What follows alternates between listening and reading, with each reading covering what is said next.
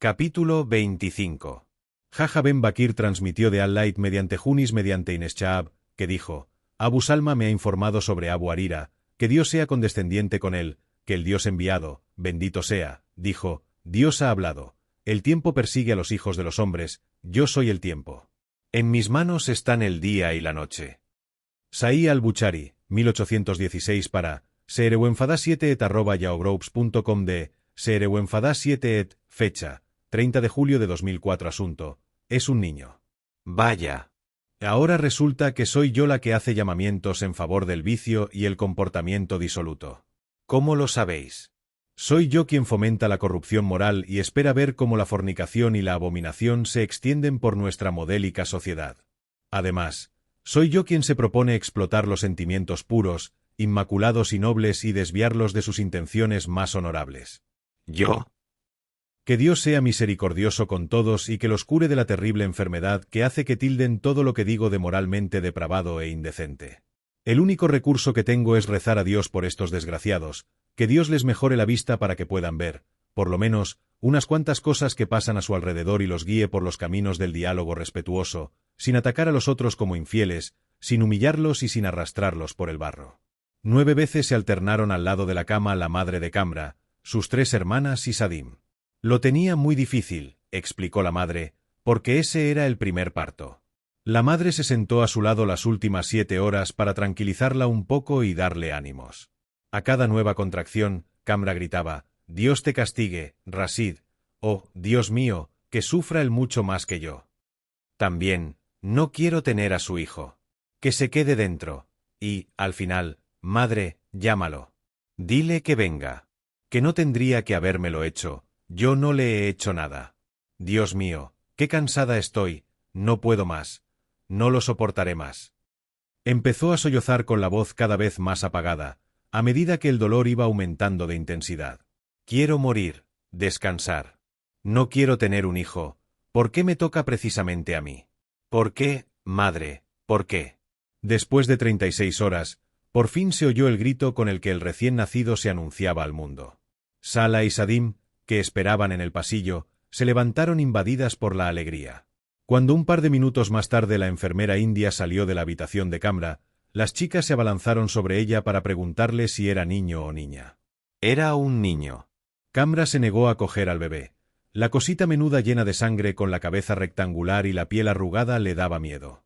Su madre rió, y cuando la enfermera terminó de limpiar al pequeño lo cogió en brazos y encomendándose a Dios, dijo: Es tan lindo como la luna, hija, tan bonito como su madre. Sadim contemplaba llena de ternura al niño, que tenía los ojos cerrados. Con cuidado, acercó el dedo índice a su suave manita.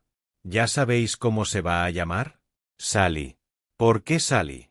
Porque así se llama el padre de Rashid. Rashid aún estaba en Estados Unidos, pero su madre visitó a Kamra en el hospital y luego, cuando pudo irse a casa, la visitaba con frecuencia. También el padre de Rashid fue a ver al niño. Estaba muy contento de que llevara su nombre. Interiormente, Kamra sabía que esas visitas, los regalos y el dinero eran todo lo que recibirían ella y el niño por parte de Rashid. Cuando llegó el verano, la madre de Kamra decidió pasar 4 semanas en el Líbano con su hija y sus hijos menores. El niño podía quedarse en casa de su hermana Nafla. En el Líbano, Kamra se sometió a un taller de belleza. Comenzó con una operación de nariz y después le hicieron un peeling facial. La terapia iba acompañada de una dieta estricta y unos ejercicios específicos. Finalmente, uno de los mejores peluqueros se ocupó de su cabello, le aplicó un tinte y le hizo un corte muy bonito. Kamra volvió a Riad más guapa que cuando se fue. Cuando le preguntaban por su nariz vendada, decía que la habían operado después de rompérsela en un accidente. Le habían hecho cirugía reconstructiva, no estética, porque la cirugía estética va contra las leyes del Islam. El médico, de paso, le había ofrecido mejorarla, pero ella lo había rechazado. Como el resto de la gente, Kamra consideraba pecado las operaciones de cirugía estética. Capítulo 26. Dios es Señor de lo oculto, tanto en los cielos como en la tierra. Todo depende de Él y a Él vuelve. Él decide todas las cosas. Servid a Dios. Adoradlo. Confiad en Él. Tu Señor no se priva de vigilar lo que estás haciendo. Sura Had, versículo 123 para serewenfada7@yaogroups.com de serewenfada7 fecha 6 de agosto de 2004 asunto. Chatear, un mundo nuevo todos, en todas partes, parece que hablen de mí, y me gusta escuchar lo que dicen. A menudo participo en las discusiones, doy mi opinión, como todos los demás. En casa, imprimo los emails que os envío todas las semanas y los leo en voz alta. ¿Os podéis creer que en casa nadie sabe que soy yo quien los envía? Dicho de otro modo, hago exactamente lo mismo que cualquier otra chica a la misma hora. En esos momentos, me invade una sensación de placer inmenso. Es como cuando en un momento de aburrimiento cambias el dial de la radio y de repente te sorprendes al dar con tu canción favorita y poder escucharla incluso desde las primeras notas. Cuando el padre de Lamis empezó a trabajar con la red de Internet de Bahrein, Lamis averiguó en qué consistía. Entonces tenía 15 años. 2 años después se estableció la red saudí arábiga con la que se adentró en este mundo nuevo y excitante. Como estaba a punto de finalizar el curso superior y el resultado era importante para su futuro, se obligó a pasar poco tiempo delante del ordenador. Pero una vez finalizados los estudios, destinaba al menos 4 horas al día a Internet. Y el 90% del tiempo lo dedicaba a navegar por diferentes foros: Yahoo, ICQ, MIRC y AOL. Lamis enseguida se hizo popular entre sus contertulianos gracias a su estilo divertido y alocado. Siempre cambiaba de apodo, pero a muchos no les costaba demasiado adivinar que detrás del apodo, Chinche, se escondía la misma persona que a veces se hacía llamar Demonio, la preferida de papá, o Perla Negra. Le resultaba muy gracioso comprobar que los chicos con los que hablaba no se creían que era una chica. Bigotudo, deja de hacerte pasar por una chica. ¿Por qué tendría que hacerlo? Ostras, tío, las chicas son aburridas, pero tú sí que molas. Así, según tú, ¿tengo que ser una lata para que te creas que soy una chica? No, no hace falta. Pero tengo una idea. Si de verdad eres una chica, déjame oír tu voz. Ja, ja, ja. Te crees muy listo. Tienes que buscarte una excusa mejor. Basta con que digas una vez, hola. Si no quieres que sea por teléfono, puedes utilizar el micrófono. Entonces me creeré que eres una chica y no un chico. No hace falta que me creas, querido. Bah. Con esa palabra mi corazón ha hecho una frase muy bonita. Vale, te creo, eres una chica. La palabra querido me baja por la garganta como la miel. Ja, ja, ja. Más me vale seguir siendo un bigotudo. Es mejor que oír miel y todas esas chorradas. No, no, no. Puedo dar fe de que eres la bigotuda más bella. No hay que pensar más en si eres un chico o una chica. Estoy totalmente confundido. Eso es bueno. Vale. Te preguntaré algo que me permitirá saber si de verdad eres una chica. Venga, pesado. ¿Tus rodillas son más bien blancas o negras? Ja, ja, ja. Genial. Pues yo también tengo una pregunta. Quizá eres una chica y no un chico. Adelante, pregunta. ¿Las uñas de tus pies son más bien blancas o negras? Ja, ja, ja. Qué fuerte. ¿Por qué lo preguntas? ¿Tal vez es ese el rasgo que nos caracteriza? ¿Y qué era eso de las rodillas blancas o negras? Fijaos en el pesado este. Antes de meterte con nuestras rodillas, mírate las uñas de los pies. Lamis obtuvo gran cantidad de números de teléfono de chicos que no tenían suficiente con leer sus textos. Había muchos que le contaban cuánto la admiraban y bastantes le aseguraban que la querían de verdad. Sin embargo, Lamis no se movía ni un milímetro de su firme convicción de que el chat solo servía para reír y divertirse.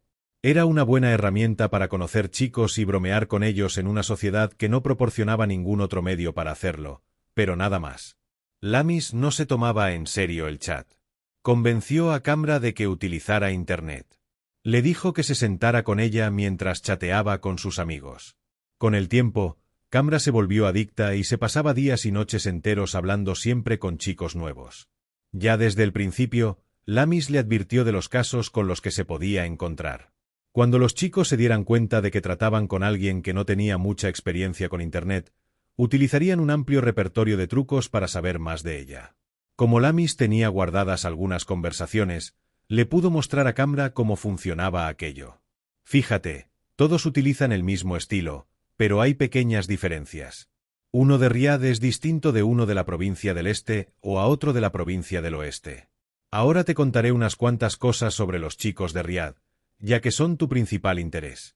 En primer lugar, uno de Riad te preguntará cómo te llamas. Naturalmente, no debes decirle tu nombre.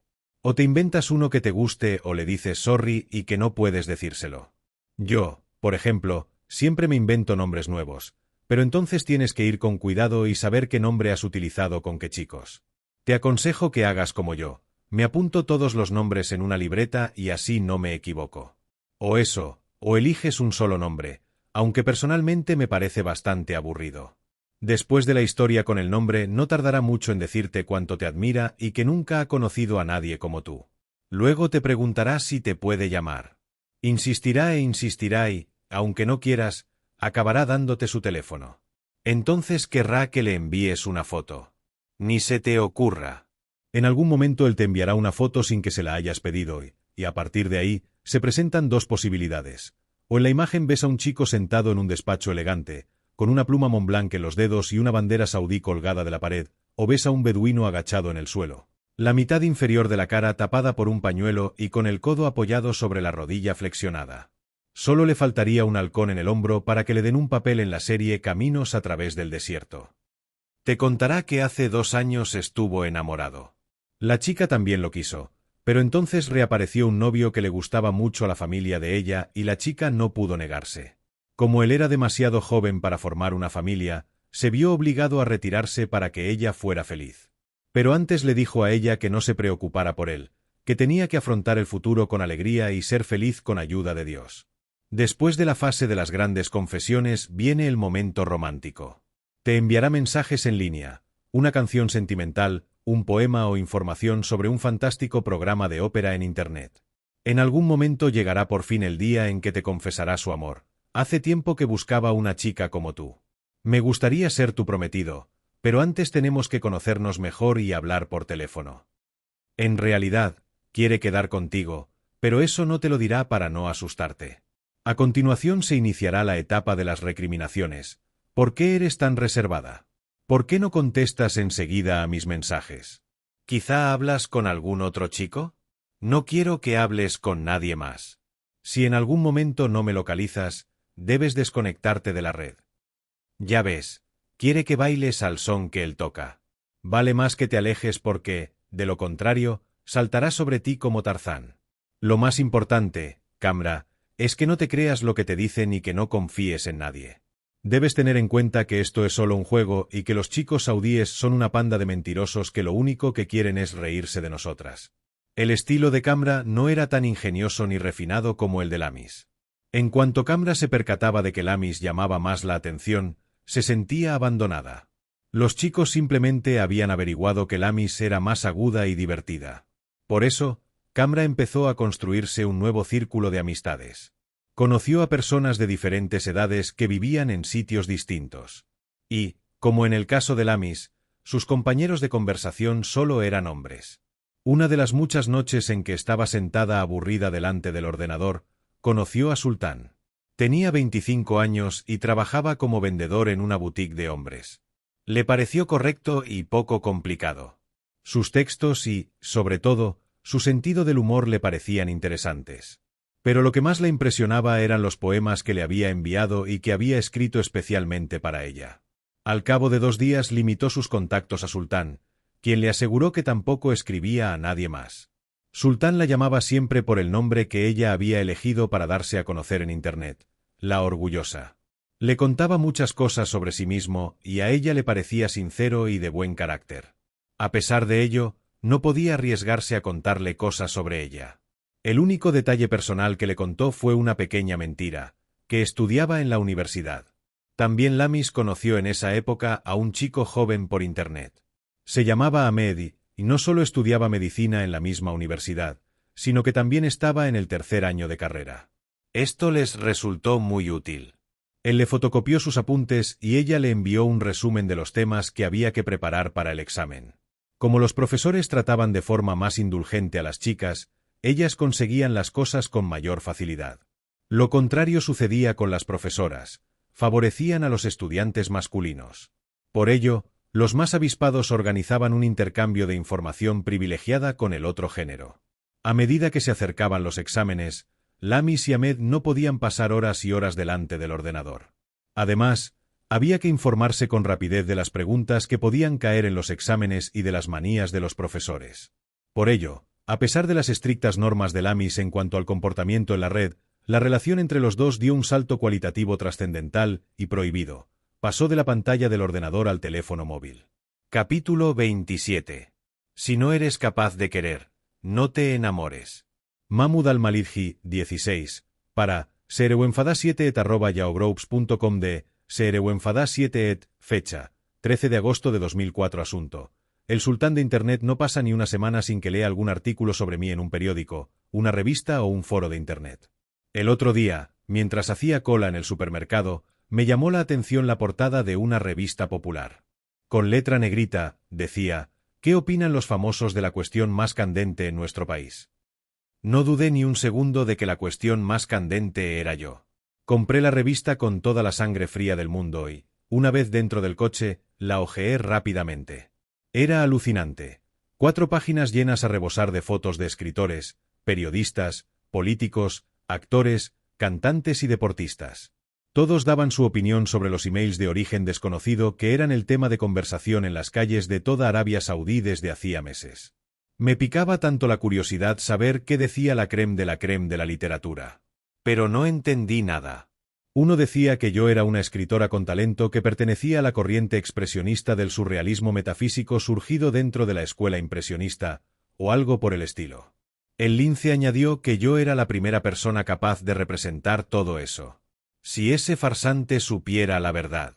No tengo la menor idea de lo que significan esas palabras, ni sé cómo tendrían que combinarse para que tuvieran algún sentido. Tanto si lo merezco como si no, es una gran alegría ser la destinataria de este panegírico. Ya veis que de vez en cuando sé ponerme a la altura de su vocabulario. ¿Qué opino del surrealismo metafísico surgido dentro de la escuela impresionista? Pues que es algo muy enrevesado. Oye, Sadim, ¿crees que Rashid tiene ganas de ver a su hijo y que algún día vendrá? El padre de Rashid le ha regalado su nombre a su nieto. Sally se llama igual que él. ¿Y qué hace Rashid? ¿Por qué no está aquí? No le des más vueltas. ¿Qué puedes esperar de él, después de todo lo que te ha hecho? Si no quiere saber nada de nosotros, tenemos que decirle que se vaya a tomar viento fresco, aunque cueste de aceptar. Camra. Camra colgó el auricular y fue a buscar el álbum de fotos de la boda. Rashid tenía cara de enfadado, mientras que a ella los ojos le brillaban de felicidad. Cogió la foto de ella rodeada por las hermanas de Rashid, Laila, casada y madre de 2 hijos, Gada, que tenía su misma edad, e Imán, de 15 años.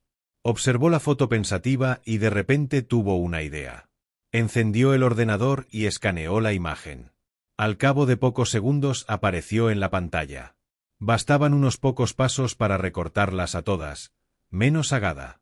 Cuando por la noche se encontró con Sultán en el chat, le dijo que ahora sí estaba dispuesta a mandarle una foto. Al fin y al cabo, él le había mandado muchas. La foto se la habían tomado en la boda de una amiga. Un escalofrío la recorrió después de enviarla. A continuación Sultán le contestó gratamente sorprendido. Nunca habría imaginado que fuera tan atractiva. Después de una mentira, viene otra. La segunda fue decirle que su verdadero nombre era Gada Sali al-Tambal. Usa llamó a su hermana mayor, Nafla, para criticar a su marido. Imagínate, ahora tengo que aguantar las recriminaciones de Khalid sobre Camra. No para de decirme lo que ha hecho esa vil persona, como él la llama, y cómo tendría que comportarse. Y todo porque nuestros hermanos le han dicho que tiene conexión a Internet en casa. Debería darle vergüenza decir esas cosas. ¿Has hablado de ello con mamá? Sí, ¿y sabes qué me ha dicho? Que mi marido no tendría que meterse con Camra. Que la pobre no tiene nada más y que ya es bastante grave tener que quedarse en casa día y noche. Siempre es mejor estar sentada ante el ordenador que pasear hasta tarde por las calles de Riad. Mamá aún se pregunta cómo ha podido ser que Camra se haya divorciado. Pues me da la sensación de que yo seré la próxima. Dios mío, si mi marido oye algo malo sobre ella, nos echará de casa a mí y a los niños. Que se vaya a hacer puñetas. Al fin y al cabo, siempre te quedará la casa de nuestros padres. ¡Qué gran idea! Cuando veo la vida que lleva Camra, pienso que aún me va bien. Ya conoces el dicho, las desgracias nunca vienen solas. Demos gracias a Dios de que las cosas, de momento, nos van bastante bien. Desde que Camra envió a Sultán la foto de Gada, la hermana de Rashid, este no paraba de ponerse en contacto con ella. A todas horas le pedía poder llamarla por teléfono, pero ella lo rechazaba tajantemente, aduciendo que no era de esas. Cuanto más perseverante se mostraba en su posición, más la alababa él por su estricta moralidad. En realidad, Camra había sopesado mucho si podía hablar por teléfono con él o no. Pero finalmente tomó la determinación de no hacerlo. Había dos razones. La primera era que su teléfono móvil estaba a nombre de su padre y Sultán podía averiguar rápidamente que le había mentido y no le había dicho su verdadero nombre. La segunda razón era que no le gustaba nada hablar por teléfono con desconocidos. Aunque le parecía que Sultán era una persona correcta, algo dentro de ella le decía que una conversación telefónica de este tipo era reprobable. Después de muchas noches de insomnio, lágrimas de arrepentimiento porque había hecho algo imperdonable, vengarse de Rashid mediante la foto de Gada, y de que su madre le contara que Usa se había peleado con su marido porque ella era adicta a Internet, decidió no conectarse más y despedirse para siempre de Sultán. Era un buen hombre y no se merecía participar en un juego sucio como aquel, sobre todo después de escribirle que le gustaría casarse con ella. Entonces, sin ninguna explicación, Camra desapareció de la red. Eso no evitó que Sultán le enviara durante meses emails que proclamaban que la quería y que la echaba de menos. Pero a pesar de todas sus imploraciones, Camra no contestó ninguno. Ni uno solo. Capítulo 28. Si se ha enfriado el amor en el corazón de una mujer, ni todos los pañuelos del mundo podrán calentarlo. Horatio Nelson para sereuenfada7@yahoo.com de sereuenfada7 fecha 20 de agosto de 2004. Asunto: ¿Mati se ha enamorado de ella? ¿Y ella de él? Un lector, se llama Ibrahim, me ha aconsejado que cree un sitio web, si no, me lo creará él, y publique todos los emails, empezando por el primero y siguiendo por todos los que he escrito. Ibrahim dice que eso evitará que los roben o se pierdan. Además, dice que con publicidad podré aumentar el número de visitantes y hacer dinero si en mi página pongo enlaces a otros sitios web. Ibrahim me lo ha explicado todo con gran lujo de detalles. Te agradezco de todo corazón, apreciado amigo, la amable oferta y la generosa cooperación. Sin embargo, de diseño web sé tanto como de cocina tailandesa y no puedo pedirte que acarrees una carga tan pesada, Ibrahim. Total, que continuaré en mi estilo, por más anticuado que sea, de enviar emails cada semana mientras espero una oferta más tentadora. Quizá una columna semanal en un periódico o un programa de radio o televisión para mí sola, o cualquier otra cosa que puedan idear vuestros agudos intelectos. Inundadme de propuestas, lectores. A Michelle su nueva vida le parecía apasionante. Mati la ayudaba mucho a adaptarse. Le explicaba con paciencia las asignaturas más complicadas, se ocupaba de los problemas de la residencia de estudiantes y siempre estaba disponible cuando ella lo necesitaba. Aunque le gustaba mucho disfrutar de su vida libre y tomar decisiones por sí misma, cada día pasaba más tiempo en casa de su tío que en su habitación de la residencia de estudiantes. Después de un par de meses en San Francisco, ya había superado las dificultades de principiante y se había acostumbrado a la vida cotidiana de estudiante. Ahora le hacía ilusión participar en todas las actividades que la universidad ofrecía. También en este caso Mati la ayudaba mucho, porque era el que mejor las conocía. Un fin de semana, Michelle fue de excursión a un camping del Parque Natural Yosemite. Mati fue en calidad de presidente de la Unión de Amigos de la Naturaleza. Michelle nunca había visto un paisaje tan maravilloso, una naturaleza tan bella, y lo mejor de todo era que lo hacía en compañía de Mati. La primera mañana la despertó muy temprano porque quería ir a las rocas para ver amanecer. Llegaron a tiempo y vieron cómo los primeros rayos de luz iluminaban las corrientes de agua de la cascada. Era una imagen impresionante y competían por hacer la mejor foto. Mati sentía envidia de Michelle porque había fotografiado a dos ardillas con las cabezas tan juntas que parecía que estuvieran besándose. Él, por su parte, había conseguido inmortalizar a un ciervo con la cabeza situada justo delante del sol, con lo que parecía que tuviera los cuernos de oro. Mati recibió una invitación para pasar un fin de semana largo en casa de uno de sus mejores amigos, William Mondaffy, que vivía en Napa Valley. Cuando le propuso a Michelle si quería acompañarlo, ella aceptó encantada. El abuelo de William tenía una de las explotaciones vinícolas más famosas. En casa de William, o Billy, como todos lo llamaban, Michelle bebió los mejores vinos, como Chardonnay y Cabernet Sauvignon. Pero también comió por primera vez confitura y macarrones caseros. Siempre había algo que hacer los fines de semana. Durante las vacaciones largas, como las de Semana Santa, si Michelle no volaba a casa, Matty la llevaba con el coche a Las Vegas o Los Ángeles. Su padre formaba parte de uno de los círculos mejor situados y, por ello, Matty no dependía de su sueldo. Michelle, a su vez, recibía todas las semanas una suma considerable de su padre. Ninguno de los dos tenía problemas económicos y podían permitirse todo tipo de viajes. En Las Vegas, Matty invitó a Michelle a una representación del famoso espectáculo Lord of the Dance. También la sorprendió con 2 entradas para el magnífico espectáculo o del Cirque du Soleil. En Los Ángeles fue ella la guía, pues ya había estado allí anteriormente. El primer día fueron a Rodeo Drive, cerca de Sunset Boulevard, porque allí, a pesar de que a Matty no le gustara, se podía conducir el coche a gran velocidad. Por la noche fueron al Gypsy Café, donde se podía fumar con narguiles. Al día siguiente pasearon por la playa de Santa Mónica y por la noche cenaron en el restaurante Biblos, muy frecuentado por los saudíes, que se citaban en él con sus novias iraníes. Los saudíes examinaban a Michelle con desconfianza porque parecía una chica de Arabia Saudí en compañía de un estadounidense. Solo cuando empezó a hablar con su mejor acento americano se tranquilizaron y sus ojos, acostumbrados a acechar a chicas del Golfo, dejaron de mirarla. Entre semana, a veces iban al barrio chino, donde había muchas tiendas pequeñas y restaurantes tradicionales. Cada vez que iban bebían un pegajoso cóctel de frutas con tapioca. Durante la primavera, a Matty le gustaba mucho ir a la playa de Sausalito, cerca del Golden Gate, para ver el atardecer. Mientras el sol se sumergía lentamente en el mar, él tocaba con la guitarra sus canciones de amor preferidas. En invierno la invitaba a menudo a tomar chocolate caliente en Ghirardelli, porque desde allí se divisaba la isla de Alcatraz. Mientras saboreaban el chocolate, miraban el faro luminoso que había sido testigo de un capítulo oscuro de la historia americana. Lo que más le gustaba a Michelle de Matty era que, aunque a menudo tenían opiniones distintas, siempre respetaba su punto de vista. A veces intentaba convencerlo de forma obstinada de que ella llevaba razón, pero Matty siempre le explicaba pacientemente que era posible tener puntos de vista diferentes. No tiene sentido querer cambiar del todo al otro solo para conseguir que comparta nuestra opinión. En casa, Michelle se había acostumbrado a salir de las discusiones en cuanto éstas degeneraban en una pelea. También evitaba dar su opinión de forma abierta y sincera, y solo lo hacía con sus amigas. Estaba convencida de que en su país la opinión pública no expresaba lo que realmente pensaba la gente. La mayoría evitaban hablar sin tapujos sobre un problema hasta que una determinada autoridad tomaba cartas en el asunto. Solo valía un punto de vista, el del más fuerte. ¿Matty la quería? ¿Y ella a él? Saltaba a la vista que sus intereses cada vez eran más similares. A veces a Michelle le parecía que lo quería.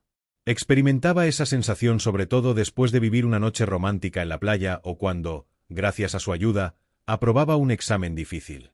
Pero Faisal seguía estando en algún rincón oscuro de su corazón. Él era su secreto y no podía hablar de él con Matty. Como no sabía nada de Arabia Saudí, no podría haber entendido las restricciones que obstaculizaron su relación con Faisal y que convirtieron su amor por él en una trágica pérdida. Matty, que vivía en un país libre, creía que el amor podía hacer milagros. Ella también lo pensaba cuando volvió de América.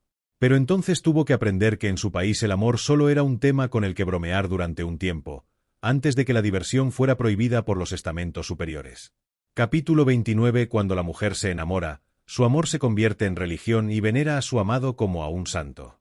Tagore para seereuenfadas7@yahoogroupes.com de seereuenfadas7 fecha 27 de agosto de 2004 asunto. Firas es distinto Nasser Tréboles me ha enviado una carta. Me invita a escribir en la revista Diamond. El propietario es el hijo de Ornar Picas y el director es Arifa Corazones, 17.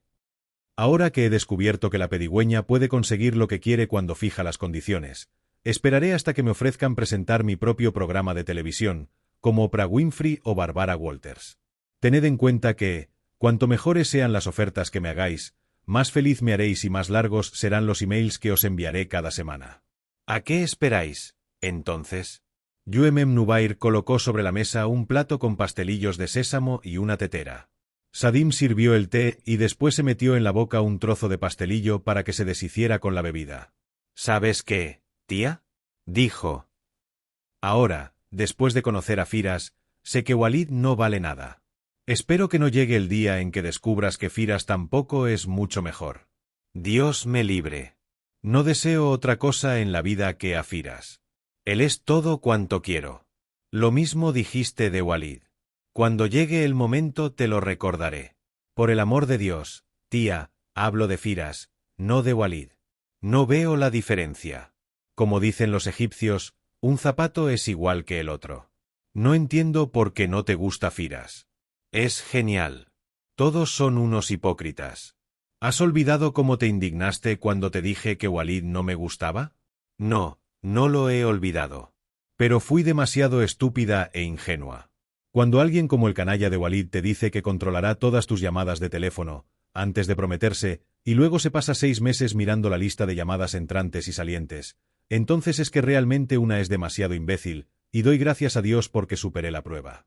Y, lo que es peor, me sentía orgullosa de mí misma. Eres demasiado buena. Entonces ya te dije que aquel chico estaba mal de la cabeza. Pero no me creíste. Nos volviste locas con tu «yo lo quiero, yo lo quiero». Te advertí desde el principio de que la cosa empeoraría y que no era necesario pasar esas ridículas pruebas. Como si en vez de casarte te estuvieras examinando en la escuela. Él pone las condiciones para la prueba y, si no le gusta el resultado, te aplasta de un pisotón. Mándalo a tomar viento. Pero Firas es distinto, tía. De verdad. Ni me ha hecho ninguna prueba ni preguntas estúpidas. Firas es sensato, no ve cosas raras por todas partes como Walid. Ay, pequeña Sadim, no está bien que le digas a Firas que lo es todo en tu vida y que harías cualquier cosa por él. ¿Qué quieres que haga? Me he acostumbrado a él. Lo es todo para mí. Es la primera voz que oigo por la mañana y la última antes de dormirme. Todo el día está en mis pensamientos, esté donde esté él o yo misma. Imagínate que hasta me pregunta antes que mi padre cómo me van los exámenes. Sabe más de mis trabajos trimestrales que yo. Y cuando tengo algún problema enseguida se preocupa por mí y me ayuda a resolverlo.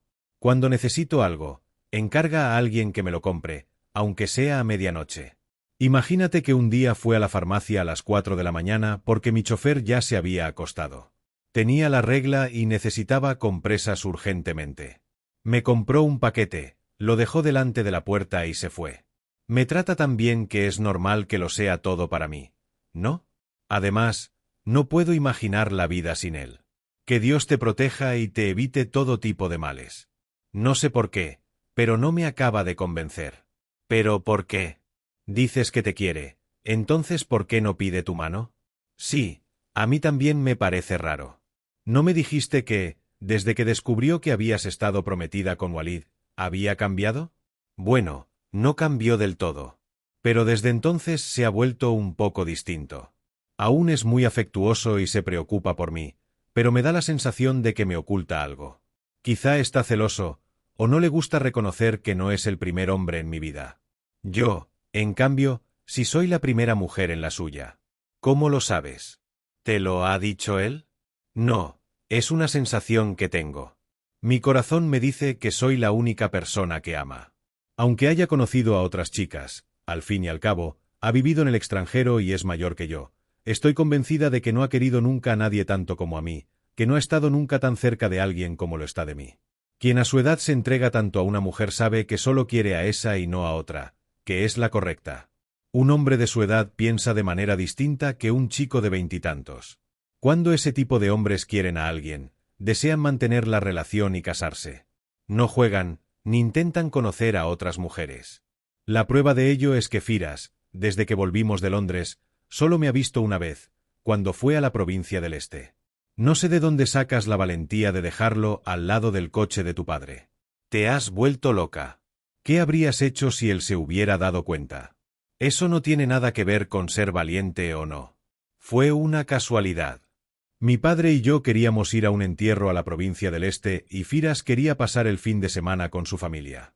Como había perdido el avión, tuvo que coger el coche. Ese día mi padre había vuelto más temprano del trabajo y pudimos salir antes. Y Firas, que en realidad tenía que irse al mediodía, salió por la tarde porque tenía muchas cosas que hacer. Por casualidad, los dos llevábamos el móvil e íbamos intercambiando mensajes sobre cuántos kilómetros nos faltaban para llegar. Yo quería decirle que valía más que no utilizara el teléfono mientras conducía, cuando de repente me preguntó qué coche tenía mi padre. Yo le dije, un Lexus azul. ¿Por qué? Porque dentro de unos 5 segundos me verás, respondió. Ay, tía, no puedo expresar con palabras cómo me sentí en ese momento. Nunca en la vida habría imaginado que podía querer tanto a alguien. Con Walid el problema era que tenía que estar dispuesta a dar a todas horas para que él estuviera contento. Con Firas es distinto. Con él no tengo que ceder constantemente para que se sienta satisfecho, no tengo la sensación de tener que sacrificarme, sino que yo sola elijo dárselo todo. Absolutamente todo. A veces pienso unas cosas y después me avergüenzo.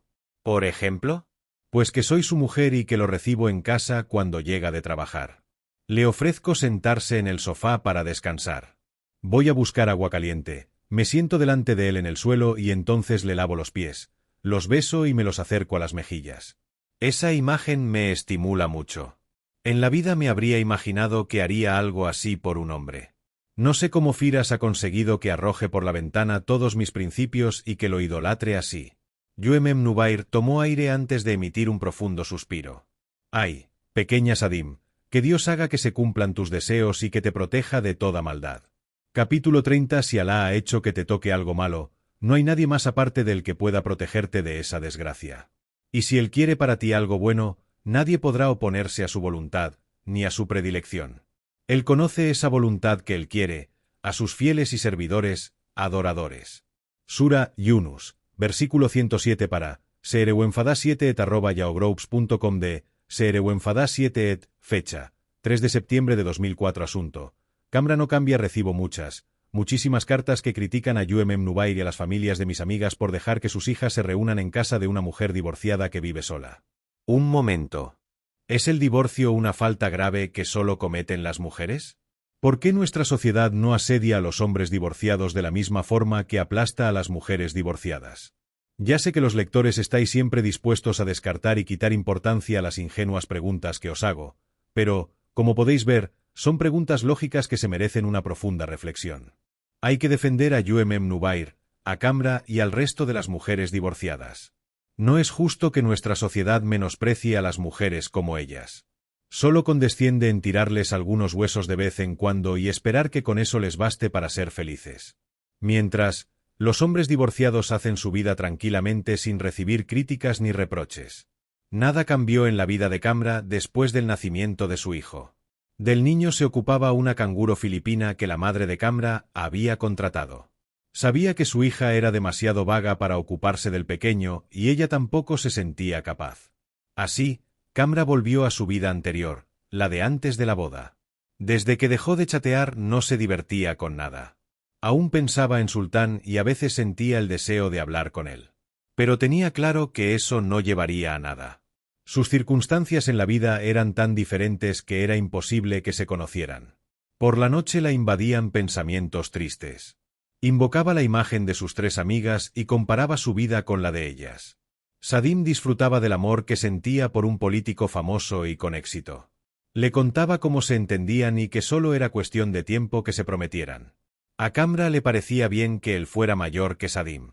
Siempre es mejor un hombre de verdad que un jovencito que no sabe lo que quiere. Después estaba Lamis, que ahora se hallaba en el 3er año de carrera. No faltaba mucho para que se convirtiera en una auténtica doctora. Se casaría más adelante, pero eso era algo normal en el mundo de la medicina. Los médicos podían retrasar sus bodas, la sociedad estaba acostumbrada a ello. Incluso estaba mal visto que una estudiante de medicina se casara antes de finalizar sus estudios. Si una chica no tenía ganas de casarse joven, solo debía estudiar medicina. Todos lo aprobaban y nadie se atrevía a referirse a ella como a una solterona. En cambio, si estudiaba cualquier otra cosa, como literatura, o no estudiaba nada, con 20 años ya se la consideraba como tal. Pero Lamis tenía una gran madre. Era culta, comprensiva y hablaba abiertamente de todo con ella y con Tamadir. Para las dos, su madre era la confidente con quien podían hablar de cualquier cosa sin tapujos. Dios mío, qué diferencia con la madre de Camra. Siempre que ella o sus hermanas necesitaban algo, la respuesta inmediata era no. Lo impedía todo y protestaba por cualquier cosa. Una vez que Sala se compró unos pijamas atrevidos porque, según le dijo a su madre, todas sus amigas tenían, la madre los tiró a la basura y gritó: «Solo nos faltaba esto. Quieres vestirte como una fresca y ni siquiera estás casada». A la mañana siguiente fueron al bazar Tiba Guaubais y le compró una docena de camisones anticuados. Se los dio y le dijo: «Toma, esto es todo lo que necesitas. Los otros pijamas ya los tendrás cuando te cases». Incluso a Michelle le iban mejor las cosas, aunque Faisal la hubiera abandonado. Sus padres le habían permitido ir a estudiar a Estados Unidos. Camra, en cambio, ni siquiera podía salir sola de casa. Cuando quería visitar a Sadim, uno de sus hermanos tenía que acompañarla e ir a buscarla, aunque tenían chofer. «Ay, Michelle, qué suerte tienes. Nadie te dice lo que debes hacer. Puedes hacer lo que quieras con tu vida. Nadie te pregunta a dónde vas ni dónde has estado. Eres libre y no tienes que preocuparte de lo que digan los demás». Cuando estaba con sus tres amigas, Camra notaba que una gran distancia la separaba de ellas, ahora que las tres estudiaban en la universidad. Lamis prefería quedar con sus compañeras de clase antes que con sus amigas de siempre. Camra no podía entender cómo una chica como Lamis quería hacer cursos de autodefensa y de yoga. Era muy extraño. Michelle a veces le daba miedo, sobre todo cuando hablaba de libertad, de los derechos de las mujeres, de las ataduras de la religión, de las convenciones impuestas por la sociedad y de la relación entre los dos géneros. A todas horas le daba consejos: que se mostrara más fuerte, que luchara por sus derechos y que no hiciera concesiones cuando se trataba de su autorrealización. Sadim era la que consideraba más cercana. Parecía que después de su estancia en Londres había madurado. Probablemente sus prácticas de verano allí la habían ayudado a sentirse más segura de sí misma. Además, había leído mucho, pero lo principal era que un hombre tan bien situado como Firas la quisiera. Camra sabía que ella era la única que se había quedado estancada después de terminar la escuela superior. Tenía los mismos intereses, pensaba de la misma forma y continuaba aferrada a los mismos principios. Lo único que había cambiado era que deseaba tener un marido que la liberara de la soledad y de todos los problemas que la abrumaban. Si pudiera ser tan firme como Michelle, tan culta como Sadim y tan valiente como Lamis. Le gustaría tener una personalidad fuerte que pudiera medirse en conversaciones con otras personas.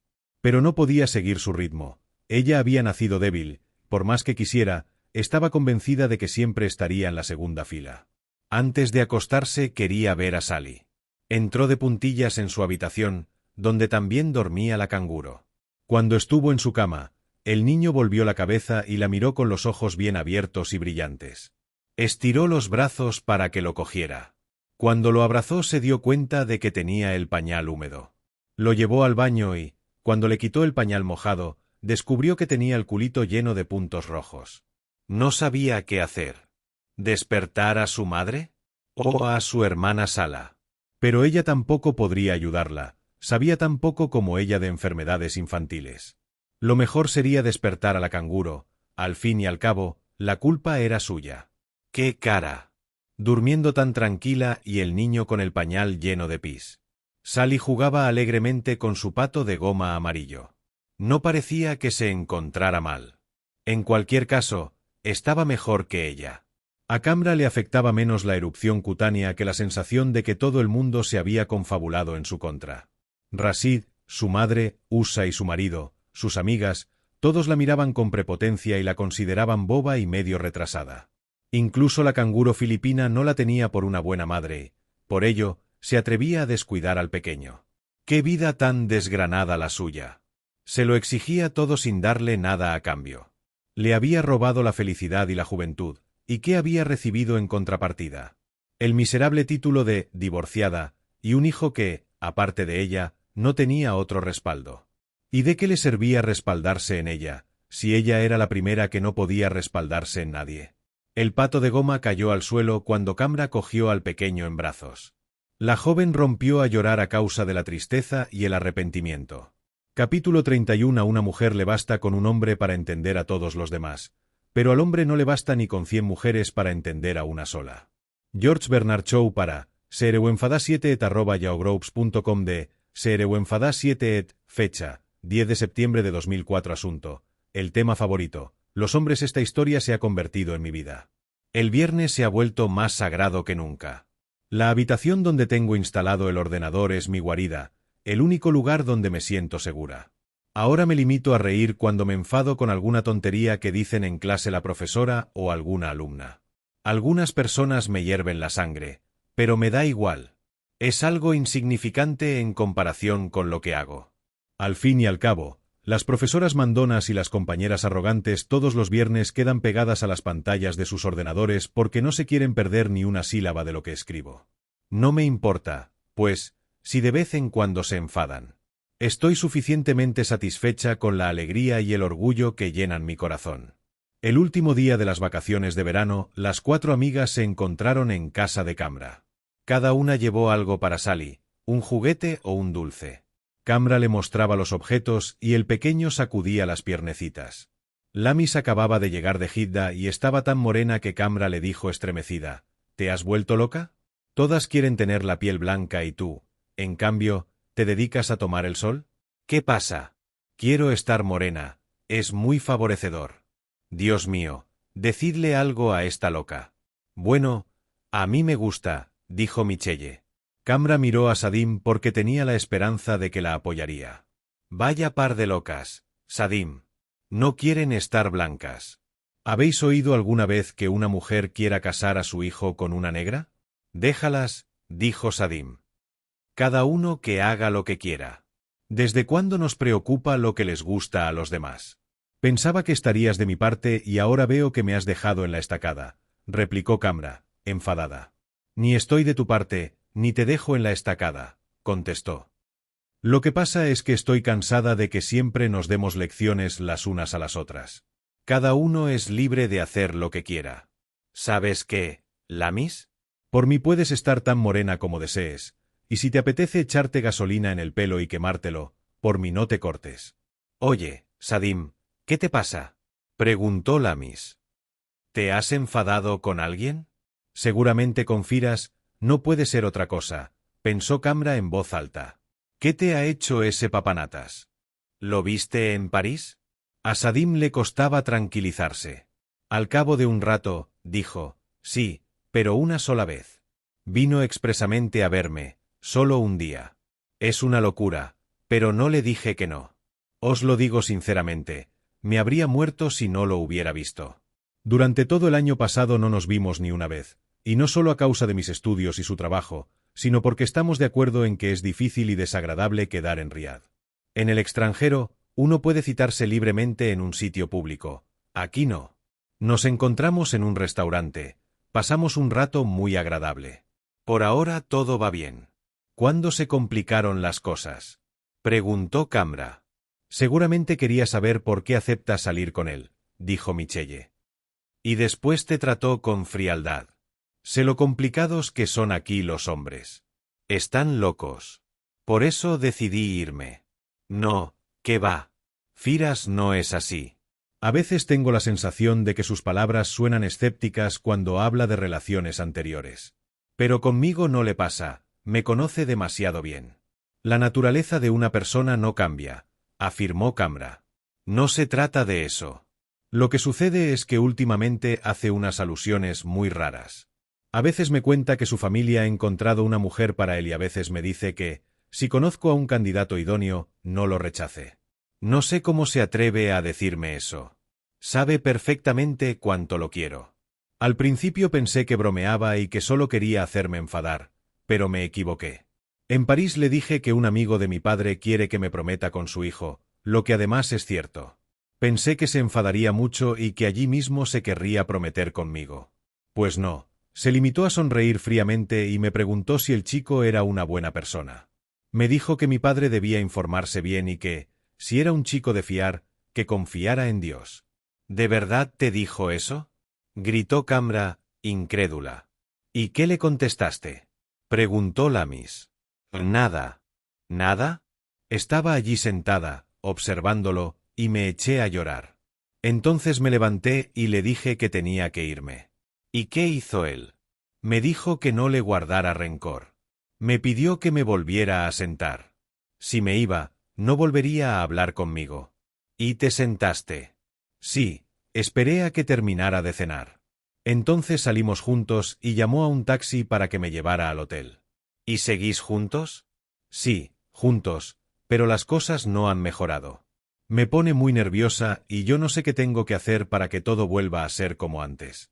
¿Por qué me hace esto? ¿Por qué, pasado un tiempo, los hombres se vuelven tan crueles conmigo? Hay algo que falla. En cuanto me siento feliz al lado de alguien, esa persona se aleja de mí. Creo que los hombres tienen unas particularidades especiales que hay que entender, opinó Lamis. Quieren dominar a la mujer, pero no por capricho, sino porque creen que la mujer así lo quiere. Si una mujer se lo pone fácil, acaban alejándose de ella porque deja de ser un desafío. No lo confesará nunca, por supuesto, y tampoco aceptará que hace algo mal. Al contrario, la convencerá de que es ella la que tiene un problema. De vez en cuando insinúan que es mejor romper la relación. Nosotras somos demasiado estúpidas para darnos cuenta. Nos esforzamos, lo damos todo por esa relación, a pesar de que ya desde el principio sabemos que no funcionará. Al final nos hallamos ante un montón de basura y nos convertimos en el hazmerreír de la gente. No pensamos en nosotras mismas, no valoramos nuestra dignidad. Michelle asentía con la cabeza e hizo el análisis de la situación. Todos sabemos cómo funciona esto. Si un hombre puede tener a una virgen, ¿por qué debería elegir a una divorciada? Él cree que, si se convierte en ministro o secretario de Estado, tendrá que casarse con una mujer atractiva, que proceda de una familia reconocida y que tenga dinero.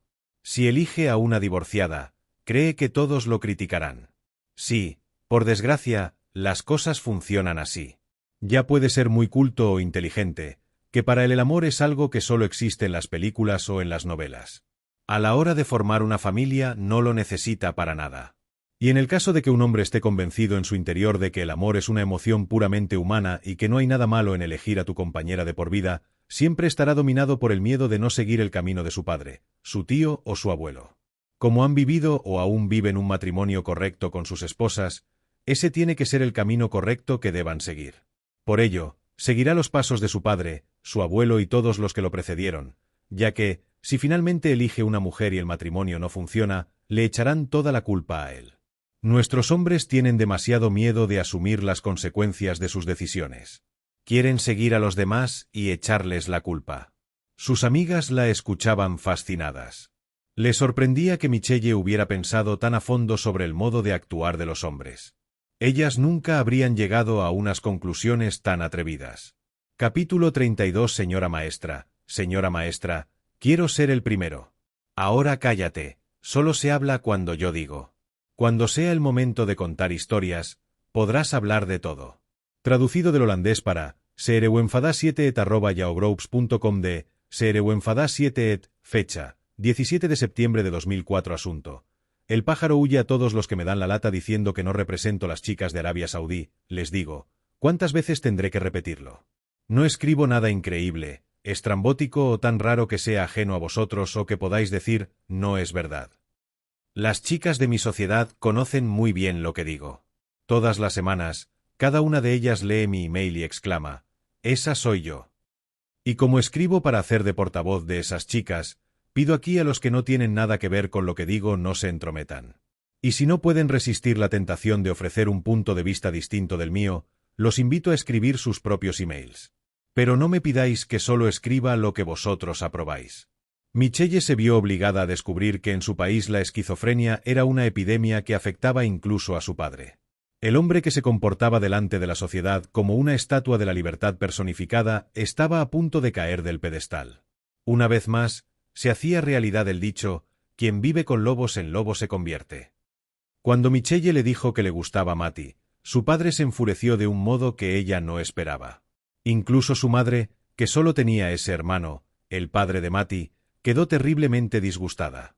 A Michelle le costaba creerlo, pero la oposición de sus padres se basaba sin duda en impulsos religiosos.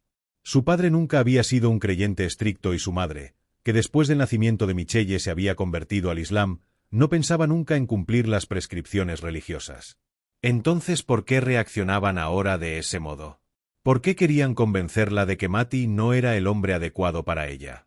Sus padres, por lo que parecía, se habían impregnado del ambiente de aquel jardín de contradicciones, y en los últimos años habían terminado por echar raíces. ¿Qué ocurriría si Matti la quería de verdad? ¿Tendría que renunciar a él por su familia? ¿Tenía que hacer a Matti lo que Faisal le había hecho a ella? En cualquier caso, su situación era más complicada. Según la ley islámica, no podía casarse con Matti porque no era musulmán. Su padre, como hombre musulmán, pudo casarse con su madre, que era cristiana, pero a las mujeres musulmanas no se les permite casarse con hombres no musulmanes. ¿Y si se casaba con Matti en una ceremonia civil en Norteamérica? Sabía que sus padres no estarían de acuerdo. Por suerte, Matti no le había hablado nunca de amor. Quizás solo la consideraba una buena amiga, o simplemente la trataba como a una hermana. Sin embargo, Michelle estaba convencida, tras los muchos años que había vivido en Arabia Saudí, de que cualquier hombre que mostrara interés por ella estaba enamorado. Sus padres decidieron avanzar una decisión que en realidad habían pensado tomar cuando Michelle volviera de San Francisco, trasladarse a Dubái. Como excusa dijeron que les había entrado miedo a raíz de los atentados del 11 de septiembre, pero Michelle estaba convencida de que se trataba de una estrategia para alejarla rápidamente de Matti. Los planes de trasladarse de ciudad ya hacía mucho que existían. Los padres de Michelle no se sentían cómodos con las leyes estrictas de la sociedad saudí, y les molestaba que la gente se metiera en la vida de los demás. Esta vez Michelle no tenía elección. Si se negaba a trasladarse con la familia, su padre aún desconfiaría más de ella. Por otro lado, estaba segura de que Matti la apoyaría y de que se alegraría de que ella fuera feliz. Formaba parte de su manera de ayudar a los demás, sobre todo a las personas más cercanas a él. En ese momento el traslado era muy desfavorable para Michelle. Como solo había cursado 2 años de la carrera en San Francisco, tendría que continuar estudiando en la Universidad Americana de Dubái y acabar allí sus estudios. No quería perder más tiempo, porque ya había perdido 1 año al suspender los estudios en Riad y reanudarlos en San Francisco. El pequeño Maschal iría a una escuela privada. Como muchos de sus amigos, su padre esperaba ganar más dinero en Dubái. Del mismo modo, su madre solo veía ventajas en el traslado. Por fin se movería con más libertad y se sentiría más apreciada que en Riad. Este desplazamiento era muy difícil para Michelle. Durante la despedida no podría prometer a sus amigas que se reunirían durante las vacaciones de Año Nuevo. Seguramente conservarían la casa de Riad, aunque solo podría ir allí de visita con toda la familia. Pero ni su padre ni su madre tendrían muchas ganas de visitar a los parientes de Riad. Lamis preparó en su casa una gran fiesta de despedida para Michelle. Las amigas reunieron dinero y le regalaron un reloj de diamantes muy valioso. Cuando empezaron a hablar de los años que hacía que se conocían, todas rompieron a llorar. En adelante, Michelle viviría en la ciudad de la península arábiga en la que las personas disfrutaban de mayor libertad, pero el precio que tenía que pagar a cambio era despedirse para siempre de sus amigas. Yuemem Nubair intentaba animar a las chicas diciéndoles que, al fin y al cabo, tenían teléfono e internet y que, si querían, podían hablar a diario. A pesar de ello, todas sabían que la relación con Michelle cambiaría, y mucho más que cuando se fue a San Francisco. Esta vez no tenía previsto volver y, por ello, todas sabían que la amistad se iría perdiendo por más que se esforzaran en mantenerla. Lamis era la que estaba más triste. La marcha de Michelle coincidía con una época llena de dificultades. Tenía problemas con más de un profesor de la universidad. También se peleaba a diario con Tamadir porque se metía con ella constantemente y porque no podía ocultar la envidia que sentía cuando Lamis hacía algo mejor que ella. Además, había descubierto que Ahmed contaba a sus amigos lo que ambos hablaban por teléfono, así como las historias de sus compañeras de estudios, por lo que éstas se enfadaron tanto que rompieron su relación con Lamis. Durante los últimos años, Lamis se había distanciado de Michelle. Cuando la comparaba con sus compañeras de la universidad, le parecía bastante rara. Pero ese día sintió que Michelle era probablemente la única que la entendía. Sus formas de ser eran muy parecidas y, por ello, solo había confiado ciertas cosas a Michelle. Podía comprender que estuviera disgustada con ella, porque últimamente la había dejado de lado. Ahora lo lamentaba, pero ¿de qué servía ya desenterrar el pasado? Michelle se iría y no volvería nunca más, y Lamis perdería para siempre a su amiga más cercana. En ese momento se dio cuenta del valor de su amistad con Michelle. Capítulo 33. El profeta, las bendiciones y la paz de Dios recaigan en él, ha dicho: su guardián debe buscar el acuerdo de una virgen al matrimonio, pero la viuda y la divorciada tienen más derecho a su propia persona que su guardián. Sahih Musayam, versículo 3477 para serewenfada7@yahogroups.com de serewenfada7 fecha 24 de septiembre de 2004 asunto. Abu Musaid y sus condiciones. Uno de los chicos que lee mis emails me ha ofrecido recopilarlos después de enviar el último. Ordenarlos por capítulos y publicarlos todos en forma de libro. Así todo el mundo podrá leerlos. Ya Salam. 18. Sería asombroso publicar mi propia novela. Un libro exhibido en los escaparates de las librerías y escondido en los dormitorios. Un libro que algunas personas pedirían a sus amigos que trajeran del extranjero. Doy por hecho que aquí en Arabia Saudí estaría prohibido. Y vería una preciosa fotografía mía embelleciendo, o afeando la solapa, como otros escritores. La propuesta me sorprendió y, a la vez, me asustó. Me sorprendió porque creo que en Arabia Saudí todo el mundo ha recibido mis emails. Al fin y al cabo, me he esforzado tanto, con las direcciones de suscriptores de Yahoo, Hotmail y otros proveedores de servicios, que los he enviado a todos los suscriptores de Internet que en sus perfiles de la red mencionan el Reino de Arabia Saudí. Y después de los primeros emails, miles de usuarios se suscribieron a mi grupo de Yahoo y me asustó porque publicar un libro significaría revelar mi nombre, después de esconderlo durante todos estos meses. Y ahora viene la pregunta clave. ¿Mis amigas merecen ser sacrificadas? ¿Merece la pena aguantar todas las acusaciones que nos dispararán a mí y a mis amigas, y que habrá que añadir a todos los reproches que amablemente me habéis enviado, si se hace público mi nombre real? Me muero por conocer vuestras opiniones y consejos. Escribime. La madre de Kamra la obligó a reunirse con Abu Musaid, un amigo de toda la vida de su tío que servía al ejército como teniente coronel. Tenía 46 años y ya había estado casado una vez. Vivió 8 años con su mujer, pero ésta no consiguió quedarse nunca embarazada. A pesar de ello, todos lo llamaban Abu Musaid, que significa padre de Musaid. El caso es que terminó separándose de su mujer. Ella se casó con otro hombre y enseguida quedó encinta. Entonces él también decidió casarse por segunda vez. Habló con sus amigos y uno de ellos, precisamente el tío de Kamra, Abu Fad, le habló de ella. Estaba convencido de que, con ello, le hacía un favor a su sobrina. Kamra no estaba sentada muy lejos del hombre y lo observaba con más atención que la que le había prestado 3 años atrás a Rashid. Esta vez no estaba tan avergonzada ni tropezó al andar. El hombre era más joven de lo que había imaginado. Le pareció que debía de estar a punto de cumplir los 40. La barba no tenía ningún pelo gris, solo debajo de la gutra 19, en la zona de las sienes, escapaba algún pelo plateado. Hacía mucho tiempo que el tío conocía a Abu Musaid, por lo que el padre de Kamra tuvo un papel secundario en el encuentro. Como la madre de Kamra, a diferencia de lo que sucedió en el compromiso anterior, había aconsejado dejar a los novios un par de minutos solos para que pudieran conversar, se incorporó y miró a su cuñado invitándolo a levantarse con un gesto. Pero éste no se movió de su lugar y no hizo caso de la impetuosa gesticulación de su hermana, que se hallaba detrás de la puerta entornada de la habitación. Estaba muy concentrado observando a Kamra, por si ésta hacía algún movimiento en falso o descubría alguna mirada impertinente, ya que eso le permitiría criticar duramente a Kamra y a su madre si Abu Musaid se retiraba de escena. Abu Musaid no prestó atención a Kamra, sino que estuvo hablando con su tío sobre los nuevos precios de las acciones. A Kamra le molestó tanto ese comportamiento que 2 minutos después de entrar en la sala ya quería irse.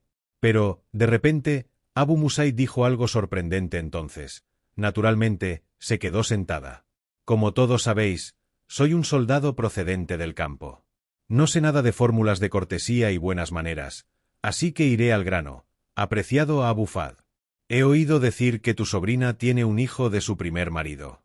Si me casara con ella, exijo que el niño viva en casa de su abuelo.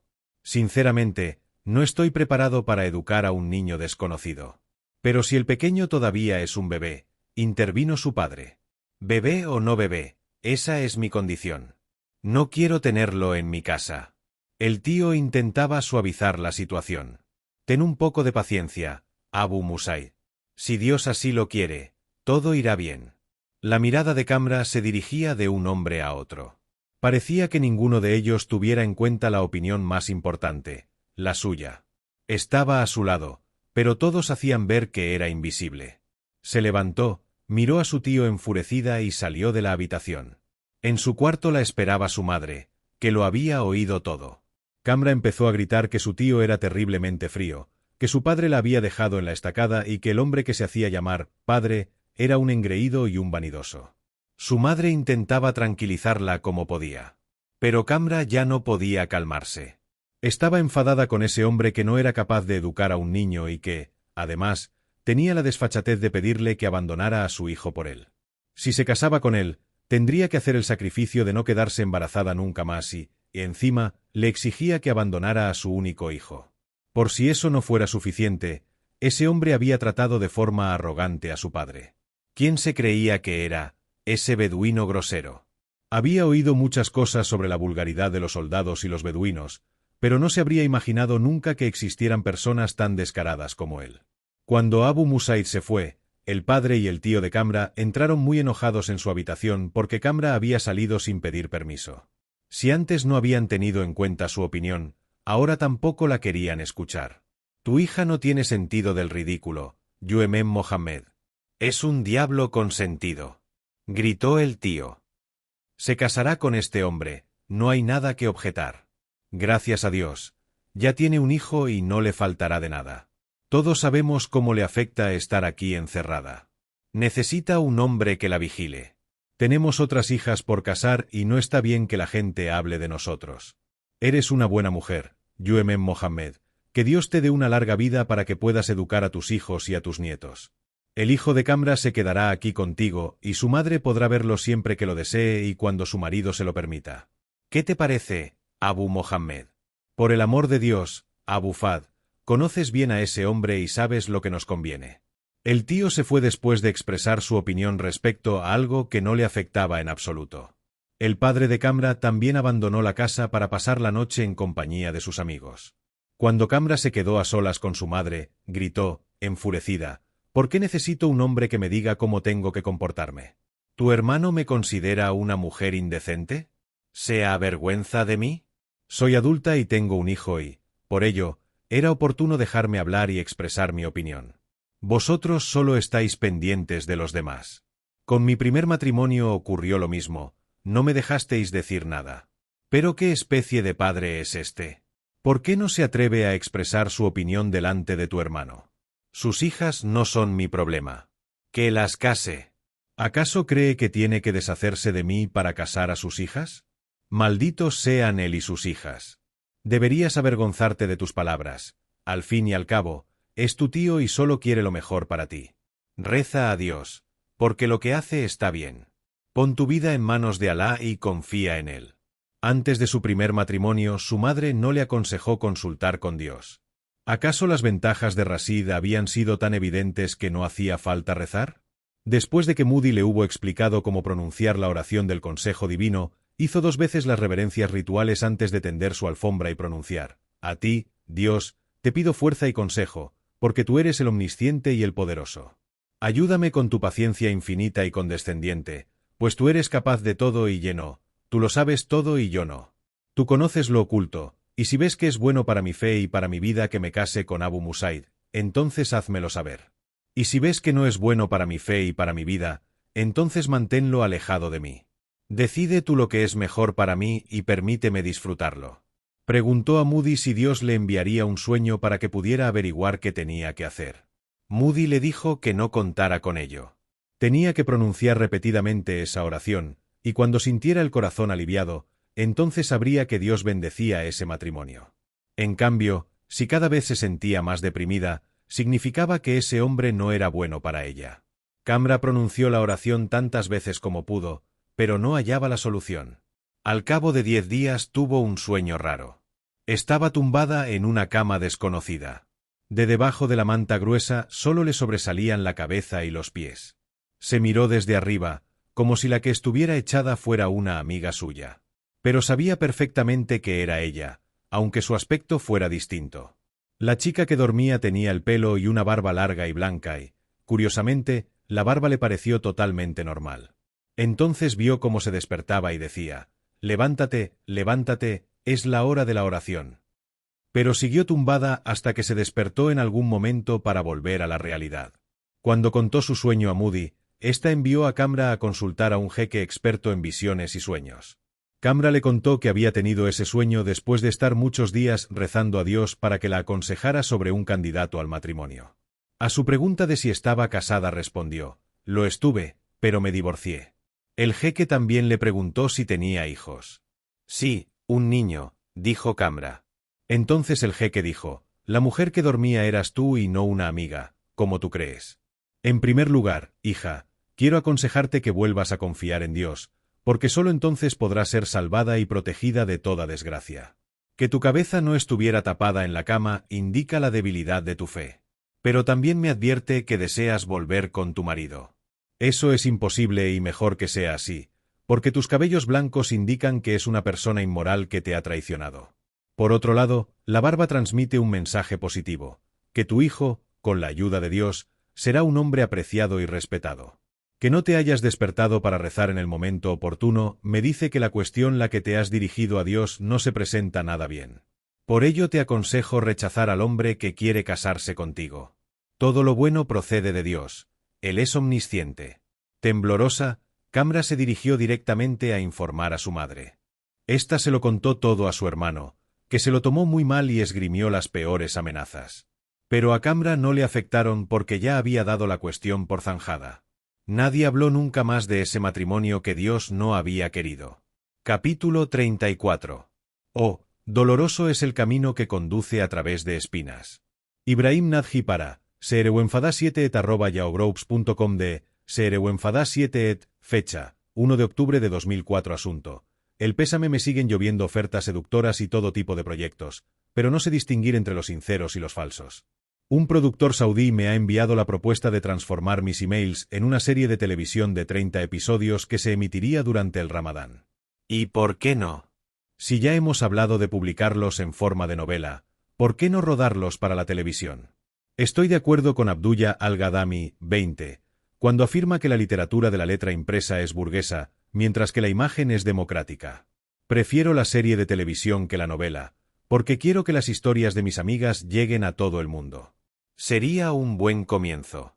Llegados a este punto, surge una pregunta esencial: ¿quién actuará en mi serie? ¿Podemos confiar los papeles protagonistas a actrices de los estados vecinos del Golfo y perder el magnífico acento saudí y su refinado tono coloquial, elemento imprescindible de la trama? ¿Tenemos que disfrazar a los chicos saudíes para que puedan interpretar los papeles femeninos? 21. ¿Por culpa de esto, perder audiencia? La casa del tío de Sadim estaba llena de invitados que habían acudido a dar el pésame. El padre de Sadim sufrió un ataque al corazón y poco después murió. Al fondo de la sala de invitados, Kamra y Lamis consolaban a Sadim, aunque las dos lloraban más que ella. ¿Cómo continuaría la vida de Sadim sin madre y ahora sin padre? ¿Cómo iba a pasar las noches sola en aquella enorme casa? Sin duda, sus tíos la obligarían a vivir con uno de ellos. ¿Pero soportaría Sadim vivir en una casa desconocida? Preguntas y más preguntas de las que ni Sadim ni sus amigas sabían las respuestas. Su madre había muerto cuando era tan pequeña que ni se acordaba de ella, y ahora, que era cuando más necesitaba a su padre, también lo había perdido a él. De Dios procedemos y a Dios volveremos. Nadie puede evitar la decisión del Señor. Yuemem Nubair estaba al lado de Badrija, la tía de Sadim, y con ella y otras tías recibía el pésame de las invitadas femeninas. De vez en cuando miraba preocupada a Sadim, que rompía el corazón de cualquiera con su imagen. Las mujeres que llenaban la habitación hasta los topes aún abrumaban más a Sadim. Ninguna de ellas parecía realmente triste, algunas incluso se habían engalanado. No paraban de cotillear y de vez en cuando incluso se les escapaba alguna risita. ¿Qué hacían allí? Era evidente que no habían ido a hacerle compañía en ese momento tan difícil. Debía quedarse allí sentada para recibir el pésame de personas que en realidad no la compadecían, mientras el hombre que entendía su dolor y sufría con ella tenía que estar lejos. Sadim salió corriendo de la sala. Nadie podía detener su olor. Salvo Firas, no existía nadie que la entendiera de verdad. Solo él sabía cómo quería a su padre. Ahora que el padre había muerto, él era la única persona que la comprendía. Oh, cómo lo necesitaba. Le dejaba mensajes en el contestador del teléfono móvil constantemente. Quería demostrarle que estaba a su lado y que compartía con ella el dolor por la pérdida de su querido padre. El padre de Sadim era también su padre y ella era su vida, le dijo. Pasase lo que pasara, no la abandonaría. La llamó tarde por la noche. Quería leerle una oración y pedirle que la repitiera. Dios, ahora tienes bajo tu protección a Abd al-Muhsin al-Arimli, déjalo descansar en paz. Firas leyó la oración con voz profunda, como si los sollozos de Sadim fueran a romperle el corazón. A pesar de ello, no desistió en su propósito de mitigar el dolor de su amada. La trataba con afecto, como un padre a una hija. La cuidaba como si no existiera nada más aparte de ella. En esos momentos, Sadim se sentía tan cercana a él que ni siquiera echaba de menos poder abrazarlo. Con mucho amor y amabilidad, Firas ayudó a la pequeña Sadim a superar el gran dolor inicial y la respaldó hasta que su ánimo volvió a levantarse. Capítulo 35. Mientras seáis un hálito en el extenso mundo de Dios y una hoja en su bosque, os está permitido relajaros y vivir vuestra pasión. Gelbran Khalil Gelbran para serewenfada7@yahoogroupes.com de serewenfada7 fecha 8 de octubre de 2004 asunto. Uy, un acuario. Después del email anterior, esta semana quiero alejar la tristeza que os inunda invocando una bendición para vosotros con motivo del primer día del Ramadán, que ya se acerca. Dios nos ha concedido de nuevo este mes bendito, a nosotros y a todos los musulmanes, del mismo modo que nos ha concedido su ayuda para que podamos ayunar de día durante todo un mes. Os pido disculpas de antemano por no enviar mensajes durante el mes que viene. Os prometo que reanudaré la narración de las historias de mis amigas cuando haya concluido el mes de virtud. Confieso por adelantado que os echaré de menos. Después del Ramadán volveré con cartas muy importantes. Si Dios quiere, claro. Esperadme. Cuando Lamis y Tamadir terminaron el cuarto año de carrera, trabajaron como practicantes durante las vacaciones de verano en un hospital de Jeddah.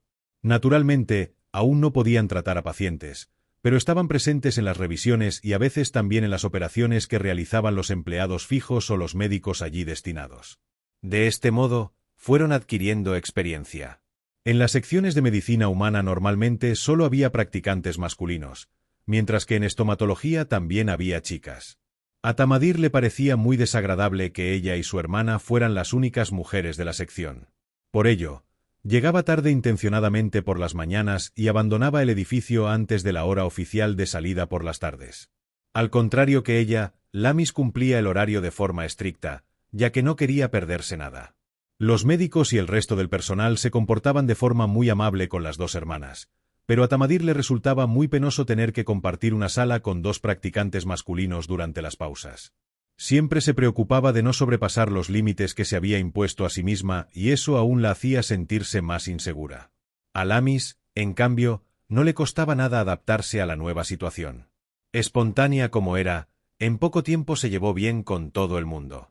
Después de más o menos una semana, Tamadir no apareció más por el hospital y uno de los dos estudiantes abandonó las prácticas porque quería ir al extranjero. En resumen, solo quedaron Lamis y el otro estudiante, que se llamaba Nizar. A Lamis la nueva situación le pareció bastante agradable, pues no tenía que estar pendiente de los otros dos. Por su parte, Nizar se acostumbró enseguida a hacer las pausas solo con ella. El acercamiento involuntario hizo que Lamis conociera mejor a Nizar. Su forma de tratarla distaba mucho de la de Ahmed o sus conocidos de Internet. La de Nizar era una espontaneidad difícil de rechazar. Al principio le pareció que no era de fiar porque se tomaba demasiadas confianzas. El día que, por ejemplo, se quedaron a solas por primera vez, él le propuso comer juntos en el bar del hospital.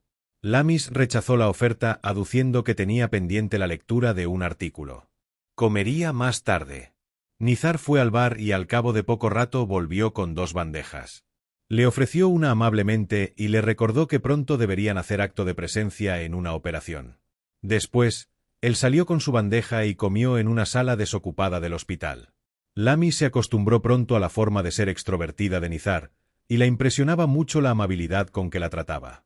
Pasado algún tiempo, sus conversaciones empezaron a rebasar los límites de la medicina, los tratamientos, los últimos fármacos y las mejores técnicas quirúrgicas. Se contaban los sueños y cómo se imaginaban que sería su vida después de la universidad. Eso los llevó a hablar de la vida que llevaban ahora, la familia, los hermanos y las hermanas, así como los problemas grandes y pequeños del día a día. Todo ello demostraba que ya habían roto el hielo. Una vez, mientras estaban sentados a una mesa del bar, Lamis simuló ser una vidente que adivinaba el signo del zodiaco de Nizar. Él la escuchaba satisfecho, Le parecía divertido aquello de participar en un juego nuevo. ¿Eres Sagitario o Acuario? Yo diría que Acuario. No, Sagitario. No, espera, Acuario. Sí, sin duda debes de ser Acuario. Vale, pues ahora dime cuáles son las características propias de cada uno. Para saber cuál de los dos tengo que elegir. No, eso no vale. De verdad, ¿qué signo eres? Adivina. Ya te lo he dicho, o Acuario o Sagitario. No pareces Virgo, los hombres de ese signo son muy lunáticos y sentimentales. Te pueden sacar de quicio. Tampoco pareces Tauro. Despacio, respetable señora. ¿Quizá Aries? Sí, podría ser Aries perfectamente. Sigue, ¿qué más? Si sabes tanto como dices, debes de tener alguna oferta más. Ya basta, ¿eres Aries o Sagitario? ¿Ya está? ¿No hay más signos? Exacto. Vale. ¿Qué significa vale? No quiero hacerte sufrir más. Soy Acuario. Dios mío. Si es el primero que he dicho, solo querías tomarme el pelo. ¿Y yo? Pero si has sido tú la que se ha pasado el rato cambiando de opinión. Tozudo. Gracias, muy amable. Que Dios sea benigno contigo. Anda, vamos, tenemos que hacer nuestra ronda. Vale, pero ¿cuándo me explicarás las características de los Acuario? Ahora mismo, si quieres. Los Acuarios son groseros y cascarrabias, pero las chicas Libra pueden civilizarlos. ¿Qué suerte tienen? ¿Quiénes? ¿Los hombres Acuario? No, las chicas, las afortunadas como tú. Al volver a casa lo primero que hizo Lamis fue mirar en sus libros el grado de compatibilidad entre una mujer Libra y un hombre Acuario. Un libro decía que un 85% y otro, solo un 50%. Decidió creerse el primer libro, pero esta vez quería cambiar su táctica para conseguir lo que deseaba. Lograría hacer caer a Nizar en su red de forma inteligente. De ese modo, enseñaría a Camra que con un poco de esfuerzo y paciencia es posible conquistar a cualquier hombre. Esa noche solo consiguió dormirse después de la oración de la madrugada. Había escrito con cuidado los principios estratégicos que tenían que guiar su comportamiento y que, en el caso de que su corazón con el tiempo ya no quisiera participar, la llevaran a razonar. Ya hacía tiempo que se había acostumbrado a escribir sus propósitos, ese era el mejor método para no perderlos de vista. Había sido idea de su madre, y a Lamis le parecía muy útil. En la libreta había anotaciones generales de la vida cotidiana, pero también reglas para el buen comportamiento que había escrito inspirándose en experiencias propias o de sus amigas y parientes. También había anotado consejos que había oído alguna vez y que, bien guardados, esperaba poder utilizar algún día. Todas sus orientaciones comenzaban con «Nunca. Nunca me enamoraré de alguien si siento que no me quiere. Nunca iniciaré una relación si la persona en cuestión no pide oficialmente mi mano. Nunca revelaré mi interior, sino que, como los hombres, siempre me mantendré oscura y misteriosa, porque eso despierta su interés. Nunca dejaré que un hombre tenga la impresión de que sabe muchas cosas de mí y de mi vida, incluso cuando tenga la necesidad de confiarme a alguien. Nunca seré como Sadim, Camra o Michelle. Nunca seré la primera en llamar a un hombre y responderé a pocas llamadas. Nunca le ordenaré, como hacen la mayoría de las mujeres, lo que tiene que hacer y lo que no. Nunca esperaré que cambie por amor a mí y tampoco intentaré cambiarlo. Si no me gusta como es, no tiene sentido mantener la relación. Nunca renunciaré a ninguno de mis derechos ni le perdonaré ningún paso en falso, porque, de lo contrario, se acostumbraría. Nunca le diré que lo quiero, si de verdad lo quiero, antes de que él me declare su amor.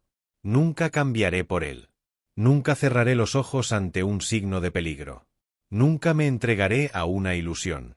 Si en el transcurso de 3 meses él no me declara su amor y no me dice claramente cómo se imagina nuestra vida juntos, pondré fin a la relación. Capítulo 36. No pongo como pretexto haber dicho toda la verdad, pero desearía que todo lo que he dicho lo fuera.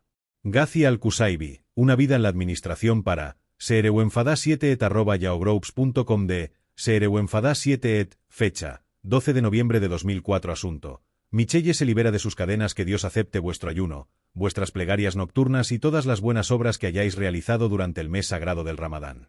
Os he echado de menos a todos, tanto a mis aliados como a mis enemigos, y me ha impresionado recibir tantos mensajes que preguntaban por mí.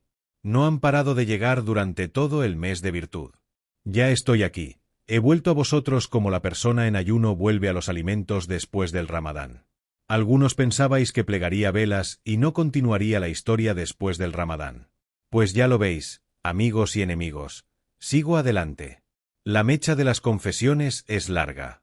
Y cuanto más tiempo arde, más brillan mis escritos. Michelle se acostumbró a su nueva vida antes de lo que esperaba. Estaba decidida a dejar atrás todas sus experiencias pasadas. No le habían aportado nada y valía más empezar de nuevo. Naturalmente, algo aún quemaba en su interior, no era tan fácil librarse de la rabia que sentía hacia el mundo. Pero había aprendido a vivir con ello y ante los demás mostraba un comportamiento bastante equilibrado. La ayudó mucho descubrir que Dubái era mucho más bonito de lo que había imaginado. Además, la gente los trataba muy bien, tanto a ella como a su familia. En la universidad conoció a una chica de los Emiratos. Se llamaba Adjamana, estudiaba informática y tenía su misma edad. Era increíblemente hermosa y elegante y dominaba a la perfección la pronunciación del inglés americano. En poco tiempo las dos se hicieron grandes amigas. El padre de Michelle estaba muy contento, ya que el padre de Adjamana era uno de los empresarios con más éxito de los Emiratos y poseía uno de los canales de televisión árabes más conocidos. Cada vez que Adjamana visitaba a Michelle en casa, Misu se sorprendía de la similitud que había entre las dos. Eran igual de altas, tenían la misma figura y llevaban el mismo peinado. Compartían el mismo gusto por la ropa, los zapatos, los bolsos y los accesorios. Además, se interesaban por las mismas cosas, lo que hizo que su relación fuera aún más estrecha. Como estaban en igualdad de condiciones en cuanto a belleza, inteligencia y estado financiero, no había ningún motivo para que una tuviera envidia de la otra. Adjamana ofreció a Michelle trabajar durante las vacaciones de verano en la cadena de televisión de su padre. Michelle aceptó encantada. Ayudarían a preparar una serie juvenil semanal. Con gran afán, buscaron por internet todas las novedades culturales árabes e internacionales. Todos los días hacían llegar un nuevo informe al redactor. Cuando éste se percató del interés con el que trabajaban las chicas, les ofreció dirigir el programa de cultura. Esta oferta les llegó el último mes de las vacaciones de verano y, como Adjamana quiso volar con su familia a Marbella, la responsabilidad recayó en Michelle. Estuvo toda la semana ocupada con eso. Y cuando terminaron las vacaciones y comenzó el nuevo semestre, continuó. El programa de cultura hablaba principalmente de artistas árabes y extranjeros. El redactor responsable le dio gran cantidad de direcciones y teléfonos de agentes de arte con los que ella comprobaba determinadas noticias o con quienes concertaba una entrevista personal o telefónica. Su forma de ser vital y abierta la ayudó a entrar en contacto con muchos famosos. Cuando uno de ellos iba a Dubái, quedaban para verse e incluso la invitaban a muchas fiestas. Se le daba tan bien que finalmente terminó trabajando de redactora, a la vez que seguía dirigiendo su programa, que no presentaba ella, sino una joven locutora libanesa. Su padre no le había permitido salir en pantalla, porque ese programa también se emitía en Arabia Saudí y existía el peligro de que sus parientes la vieran. Su trabajo en la televisión le abrió nuevos horizontes. Por primera vez se sintió liberada de todas sus ataduras. Aprendió a tratar con gente muy diferente, y eso le hizo ganar confianza en sí misma. Se veía capaz de llevar a cabo todo lo que se propusiera. Sus interlocutores la admiraban, era amiga de muchos de ellos y eso la animaba a hacer bien su trabajo y a tener éxito. Adjamana continuó siendo su mejor amiga y, cuando terminó los estudios, 2 años antes que Michelle, prefirió un trabajo en la administración del canal, porque el trabajo de redactora no le acababa de gustar. Capítulo 37. Sé que mi camino es difícil, dejarte es difícil, volver a ti es difícil. No hay ninguna solución, pero déjame decirte que me puedes torturar un día entero, quizá incluso un mes, pero no olvidaré todo el sufrimiento y todas las noches de sueño que me robaste, mi vida contigo, con todas las cosas buenas y malas.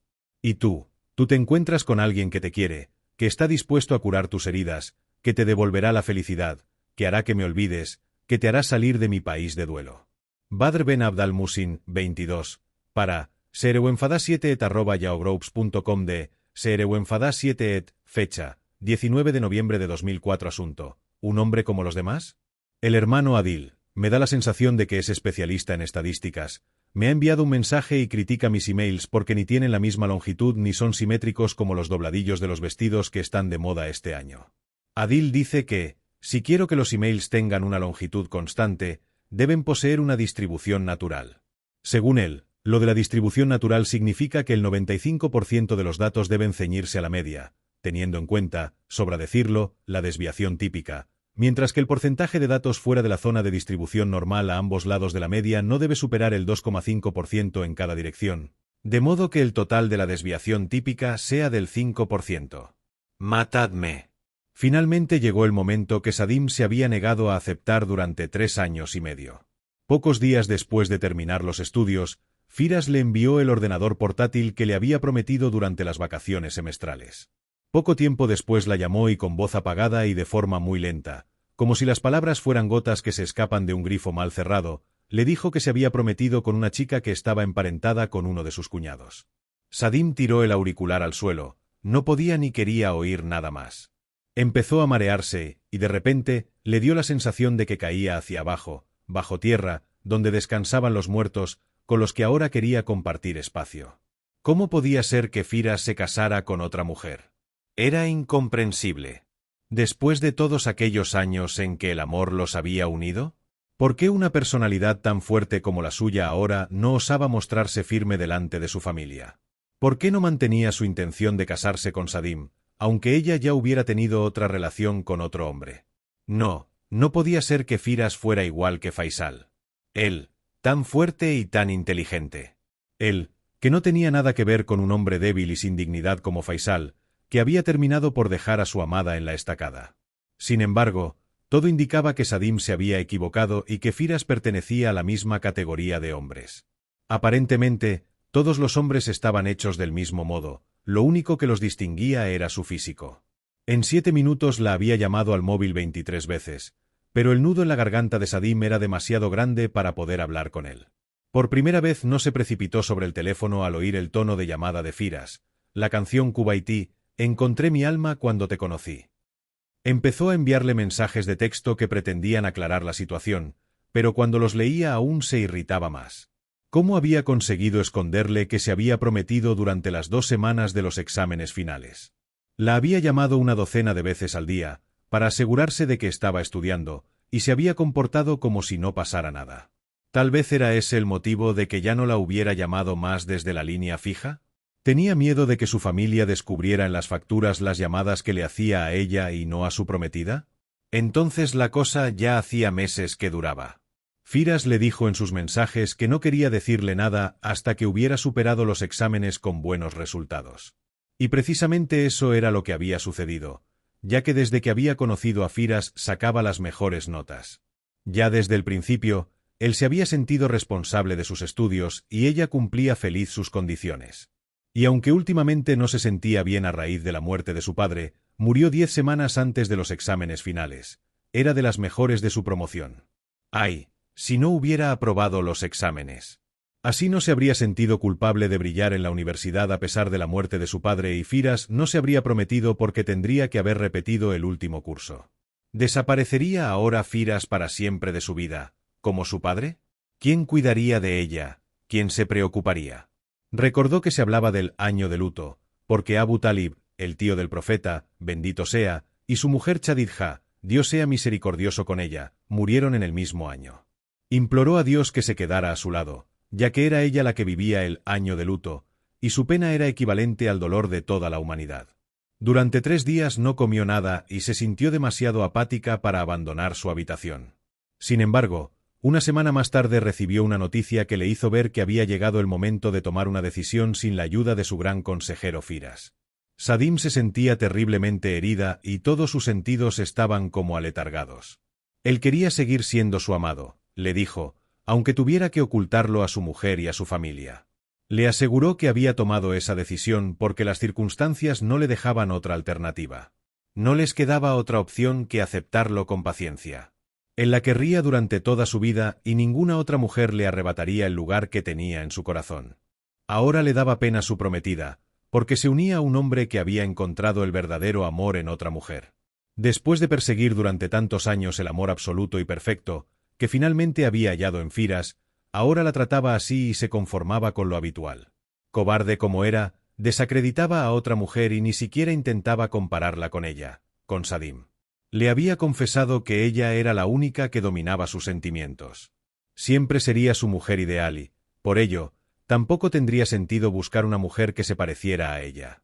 Le resultaba difícil imaginar que en el mundo existiera una criatura igual que ella. En el momento en que Sadim oyó mencionar el compromiso, decidió alejarse de él sin pensar en las consecuencias. Por primera vez terminó una conversación sin despedirse, le faltaba fuerza para disimular. A pesar del sufrimiento, se negaba a hablar con él o a responder a sus mensajes, en los que le pedía que se reconciliaran. Se refugió en un torrente de lágrimas que no se secaría en las próximas 2 semanas. Ahora que había perdido a su amado, aún echaba más en falta a su padre. Se había propuesto plantar cara a su sufrimiento sola y no dejarse consolar por Firas. Sin embargo, rompía a llorar cuando su tía Badrija servía al mediodía el pescado preferido de Firas, o empezaba a sollozar cuando tenía delante un plato de arroz dulce, que a él le encantaba. Cuando estaba sentada delante del televisor con su tía, se le hacía un nudo en la garganta y se echaba a llorar sin querer, primero en silencio, hasta que ya no podía controlarse y lloraba y sollozaba en voz alta. Si no le hubiera quedado un poco de dignidad y disciplina, habría ido a ver a su amado y se habría echado en sus brazos para llorar desesperadamente y desahogarse. ¡Ay! Si pudiera cargar con su sufrimiento e implorarle que la ayudara a deshacerse de él. La tía Badrija, que desde la muerte de su padre vivía con ella, insistió en llevársela a Kubar. Pero Sadim se negó de forma decidida. Kubar era la ciudad en la que Firas se sentía como en casa. No soportaría vivir bajo el mismo cielo que él. Le había hecho demasiado daño, la herida era muy profunda. ¿Cómo iba a vivir en su ciudad? Pero su tía Badrija le prometió que no la dejaría sola en su casa de Riad, que asociaba a tantos malos recuerdos. Sadim podía suplicar y enfadarse tanto como quisiera, que se la llevaría fuera como fuese. Hacía pocos días que se habían separado y solo la dominaba una idea: ver a Firas. No era el placer de verlo o la necesidad de ternura lo que la impulsaban a desear estar a su lado, sino la sensación de ahogo. Firas era el aire que durante tantos años le había permitido respirar. Era la única persona a quien podía confiar sus preocupaciones y sus penas, era el sacerdote a quien confesaba sus pecados. Siempre se lo había contado todo, incluso las cosas más ridículas, y cuando él se reía y bromeando la llamaba cotilla, los dos se reían. Cuánto divertía a Firas recordarle lo difícil que había sido arrancarle una sola palabra al principio. Capítulo 38. El hombre posee una luz, es la conciencia. La mujer posee una estrella, es la esperanza. La luz señala el camino, la esperanza salva. Víctor Hugo para serewenfada7@yahoo.com de serewenfada7 fecha 26 de noviembre de 2004 asunto. La paciencia es la clave para casarse. Algunos estáis tristes porque Sadim y Firas se han separado. Otros os alegráis porque Firas ha elegido a una mujer honrada y decente en vez de a Sadim, que no habría sido una madre honrada y decente para sus hijos. Un mensaje contenía el tópico tan manido de que el amor después del matrimonio es el único amor que dura, mientras que el amor prematrimonial no es más que un juego frívolo. ¿De verdad os lo creéis? Lamis no se habría imaginado nunca que su plan para capturar a Nizar requeriría tanta perseverancia y tantos nervios. Estaba convencida de que 3 meses bastarían para hacerlo caer en sus redes, pero con el tiempo comprobó que tendría que tener mucha paciencia y actuar con inteligencia. Desafortunadamente, ese autocontrol entraba en contradicción con la necesidad creciente de estar a su lado. Mantuvo la promesa de no llamarlo y con mucho esfuerzo consiguió no reaccionar ante sus llamadas. Con cada tono del móvil medía su capacidad de resistencia. Miraba atentamente el número en la pantalla hasta que el teléfono dejaba de sonar y su corazón dejaba de latir salvajemente. Al principio se sentía muy satisfecha consigo misma. Aumentaba su vanidad el hecho de que él mostrara tanto interés por ella. Lamis ya le había avisado desde el principio de que no se inmiscuyera en su vida. Podían ser amigos, le había dicho, pero eso no le daba derecho a hacerle preguntas impertinentes. Él se disculpaba diciendo que solo quería saber a qué hora podía llamarla para no molestarla. No podía entender por qué ella no contestaba a sus mensajes de texto. No le gustaba escribir mensajes, le decía ella, porque eran una pérdida de tiempo. Si el móvil de Lamis hubiese caído en manos de Nizar, lo habría encontrado repleto de mensajes, enviados y recibidos, de amigas y parientes, pero él no tenía por qué saberlo. Con el tiempo dejó de interesarse por Lamis y ella se asustó. La preocupaba que cada vez la llamara menos y que hablara con ella de forma distante. Parecía que ahora quería imitarla. Lamis pensó que tal vez sería mejor renunciar a sus principios, pero quizás se habría arrepentido más adelante. Más de una vez les había dicho a sus amigas que se comportaban de forma demasiado ingenua en sus relaciones con los hombres y que no los dejaban tranquilos. Intentaba tranquilizarse pensando que Nizar no pertenecía a la categoría de los empalagadores. Probablemente ese era el motivo de que le resultara tan atractivo.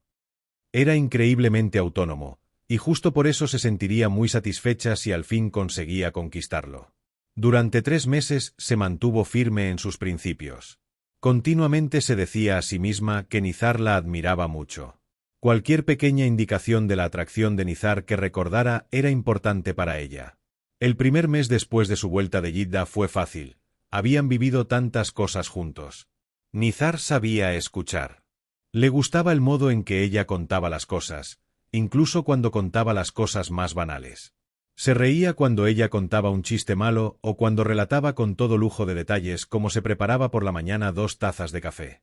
Aunque a veces Lamis lo trataba con altanería y a menudo tenía una opinión distinta de la de él, siempre era él el que la llamaba y se disculpaba. El segundo mes los recuerdos ya eran más borrosos y tenía que esforzarse para recordar cosas que hasta el momento no había considerado tan importantes. Estaba, por ejemplo, su último día en el hospital de Yidda. Los dos fueron a comer al bar y, cuando Lamis quiso sentarse, Nizar le buscó una silla. Hasta entonces no lo había hecho nunca. También era excepcional que se hubiera sentado a su lado y no delante de ella. Parecía que quisiera estar cerca de Lamis en su último día. O cuando, de forma indirecta, le hacía repetir ciertas palabras porque, según él, las pronunciaba de forma extraña. La palabra water, por ejemplo, en vez de una te pronunciaba una de, como los americanos. O la palabra exactly, que se había acostumbrado a pronunciar de forma tan alargada que sonaba muy cómica, exaakely. Al principio del tercer mes, pasaron 2 semanas sin que hablaran por teléfono. A ella le costaba mucho mantenerse fiel a sus principios. Solo alguien sin corazón podía actuar de forma tan premeditada. Sin embargo, aún no se atrevía a retroceder. Al fin y al cabo, habían avanzado mucho con su estrategia. Se decía a sí misma que Nizar acudiría a ella si el destino así lo quería. Y sí, finalmente, el destino se puso de su lado.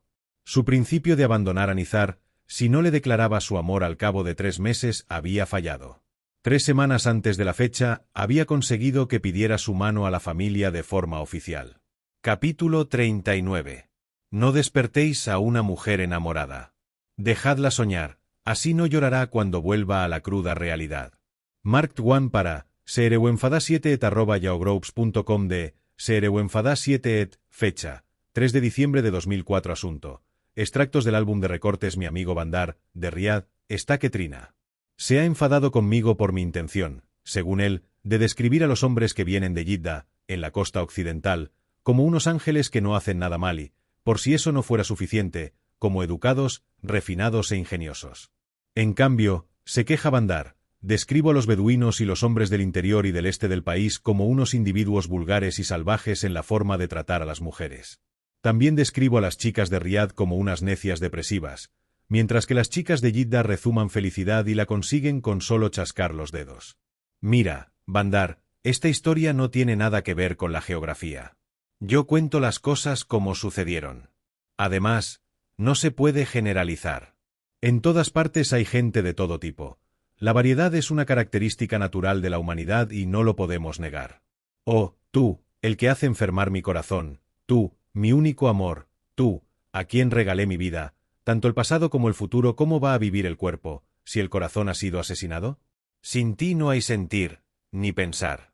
Oh, Dios misericordioso, si no haces que vuelva, no le regales suerte, haz que como yo sienta la sed de los celos. Haz que continúe amándome y que sueñe con verme, para que mientras yo lo ame no me olvide. Dios, el benefactor misericordioso, castigará al pecador y me recompensará. Desde que Firas entró en su vida, Sadim se acostumbró a verter sus pensamientos en el papel. Su amor la animaba a escribir cartas líricas. De vez en cuando se las leía para que se sintiera orgulloso de ella. Pero ahora que Firas había prestado atención a otra mujer, sufría en el silencio de la noche.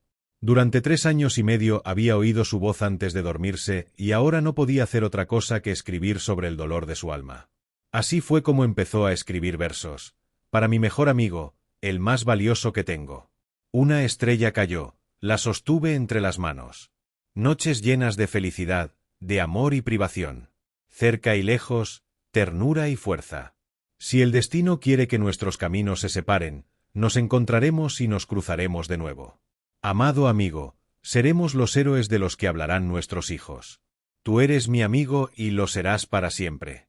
El dolor interior y la oscilación entre la ira y el perdón convertían su vida en una auténtica pesadilla. No podía asimilar la situación de forma racional. Acababa de insultar a Firas y escupir sobre su foto, y un minuto más tarde, lo besaba tiernamente y le pedía perdón. Evocaba escenas de los últimos años y lloraba amargamente, pero enseguida recordaba lo que él ya le había dicho 2 años atrás, que sus padres no aceptarían que se uniera a una mujer divorciada. Eso le hizo mucho daño, pero consideró que sería mejor no volver a hablar del tema nunca más. Precisamente de eso le habían advertido Michelle y Lamis. Ahora lloraba de pena, ya que había malgastado su vida. Y maldecía a Walid porque él era el culpable de todo. No solo a Kamra, sino también a Lamis y a Yuemem Nubair les había llamado la atención que Sadim últimamente descuidara las oraciones. Tampoco prestaba atención a que el pañuelo de la cabeza le tapara el pelo. La fe de Sadim estaba relacionada con Firas, y en su ira, sentía rencor hacia todo aquello que le recordaba a él, incluso la religión. Su tía, que constantemente se movía entre Riad y Kubar, insistía en que Sadim fuera a vivir con ella. Puesto que Sadim rechazaba por completo la idea, su tía Badrija la hacía pensar en otras cosas. Con tacto le insinuaba que le gustaría verla casada con su hijo Tariq, y eso aún enfurecía más a Sadim. ¿Alguien podía tomarse en serio que se casara con ese joven, 1 año mayor que ella, que estaba en plena pubertad? Estudiaba medicina dental, ¿Qué haría con él? ¿Jugar a hacer ver que eran novios? Si la gente comprendiera lo especial que era Firas, nadie se atrevería a exigirle que se casara con un chico tan bobo. A la tía Badrija no le gustaba que hablaran de ella porque vivía sola en una casa desordenada. Era evidente que la tía Badrija se alegraría si Sadim accediera a casarse con su hijo, porque así estaría bajo su control. Quién sabe, tal vez con esa táctica conseguiría incluso heredar una parte de lo que le había dejado su padre. No, nunca se casaría con Tariq ni con ningún otro. Se encerraría en casa de su padre y viviría como una monja. Y si las cosas empeoraban y la tía Badrija no la dejaba en paz, entonces tendría que trasladarse, pero lo haría con sus condiciones. No estaba dispuesta a dejarse manipular por nadie como si fuera una propiedad, que era precisamente lo que Firas había hecho con ella.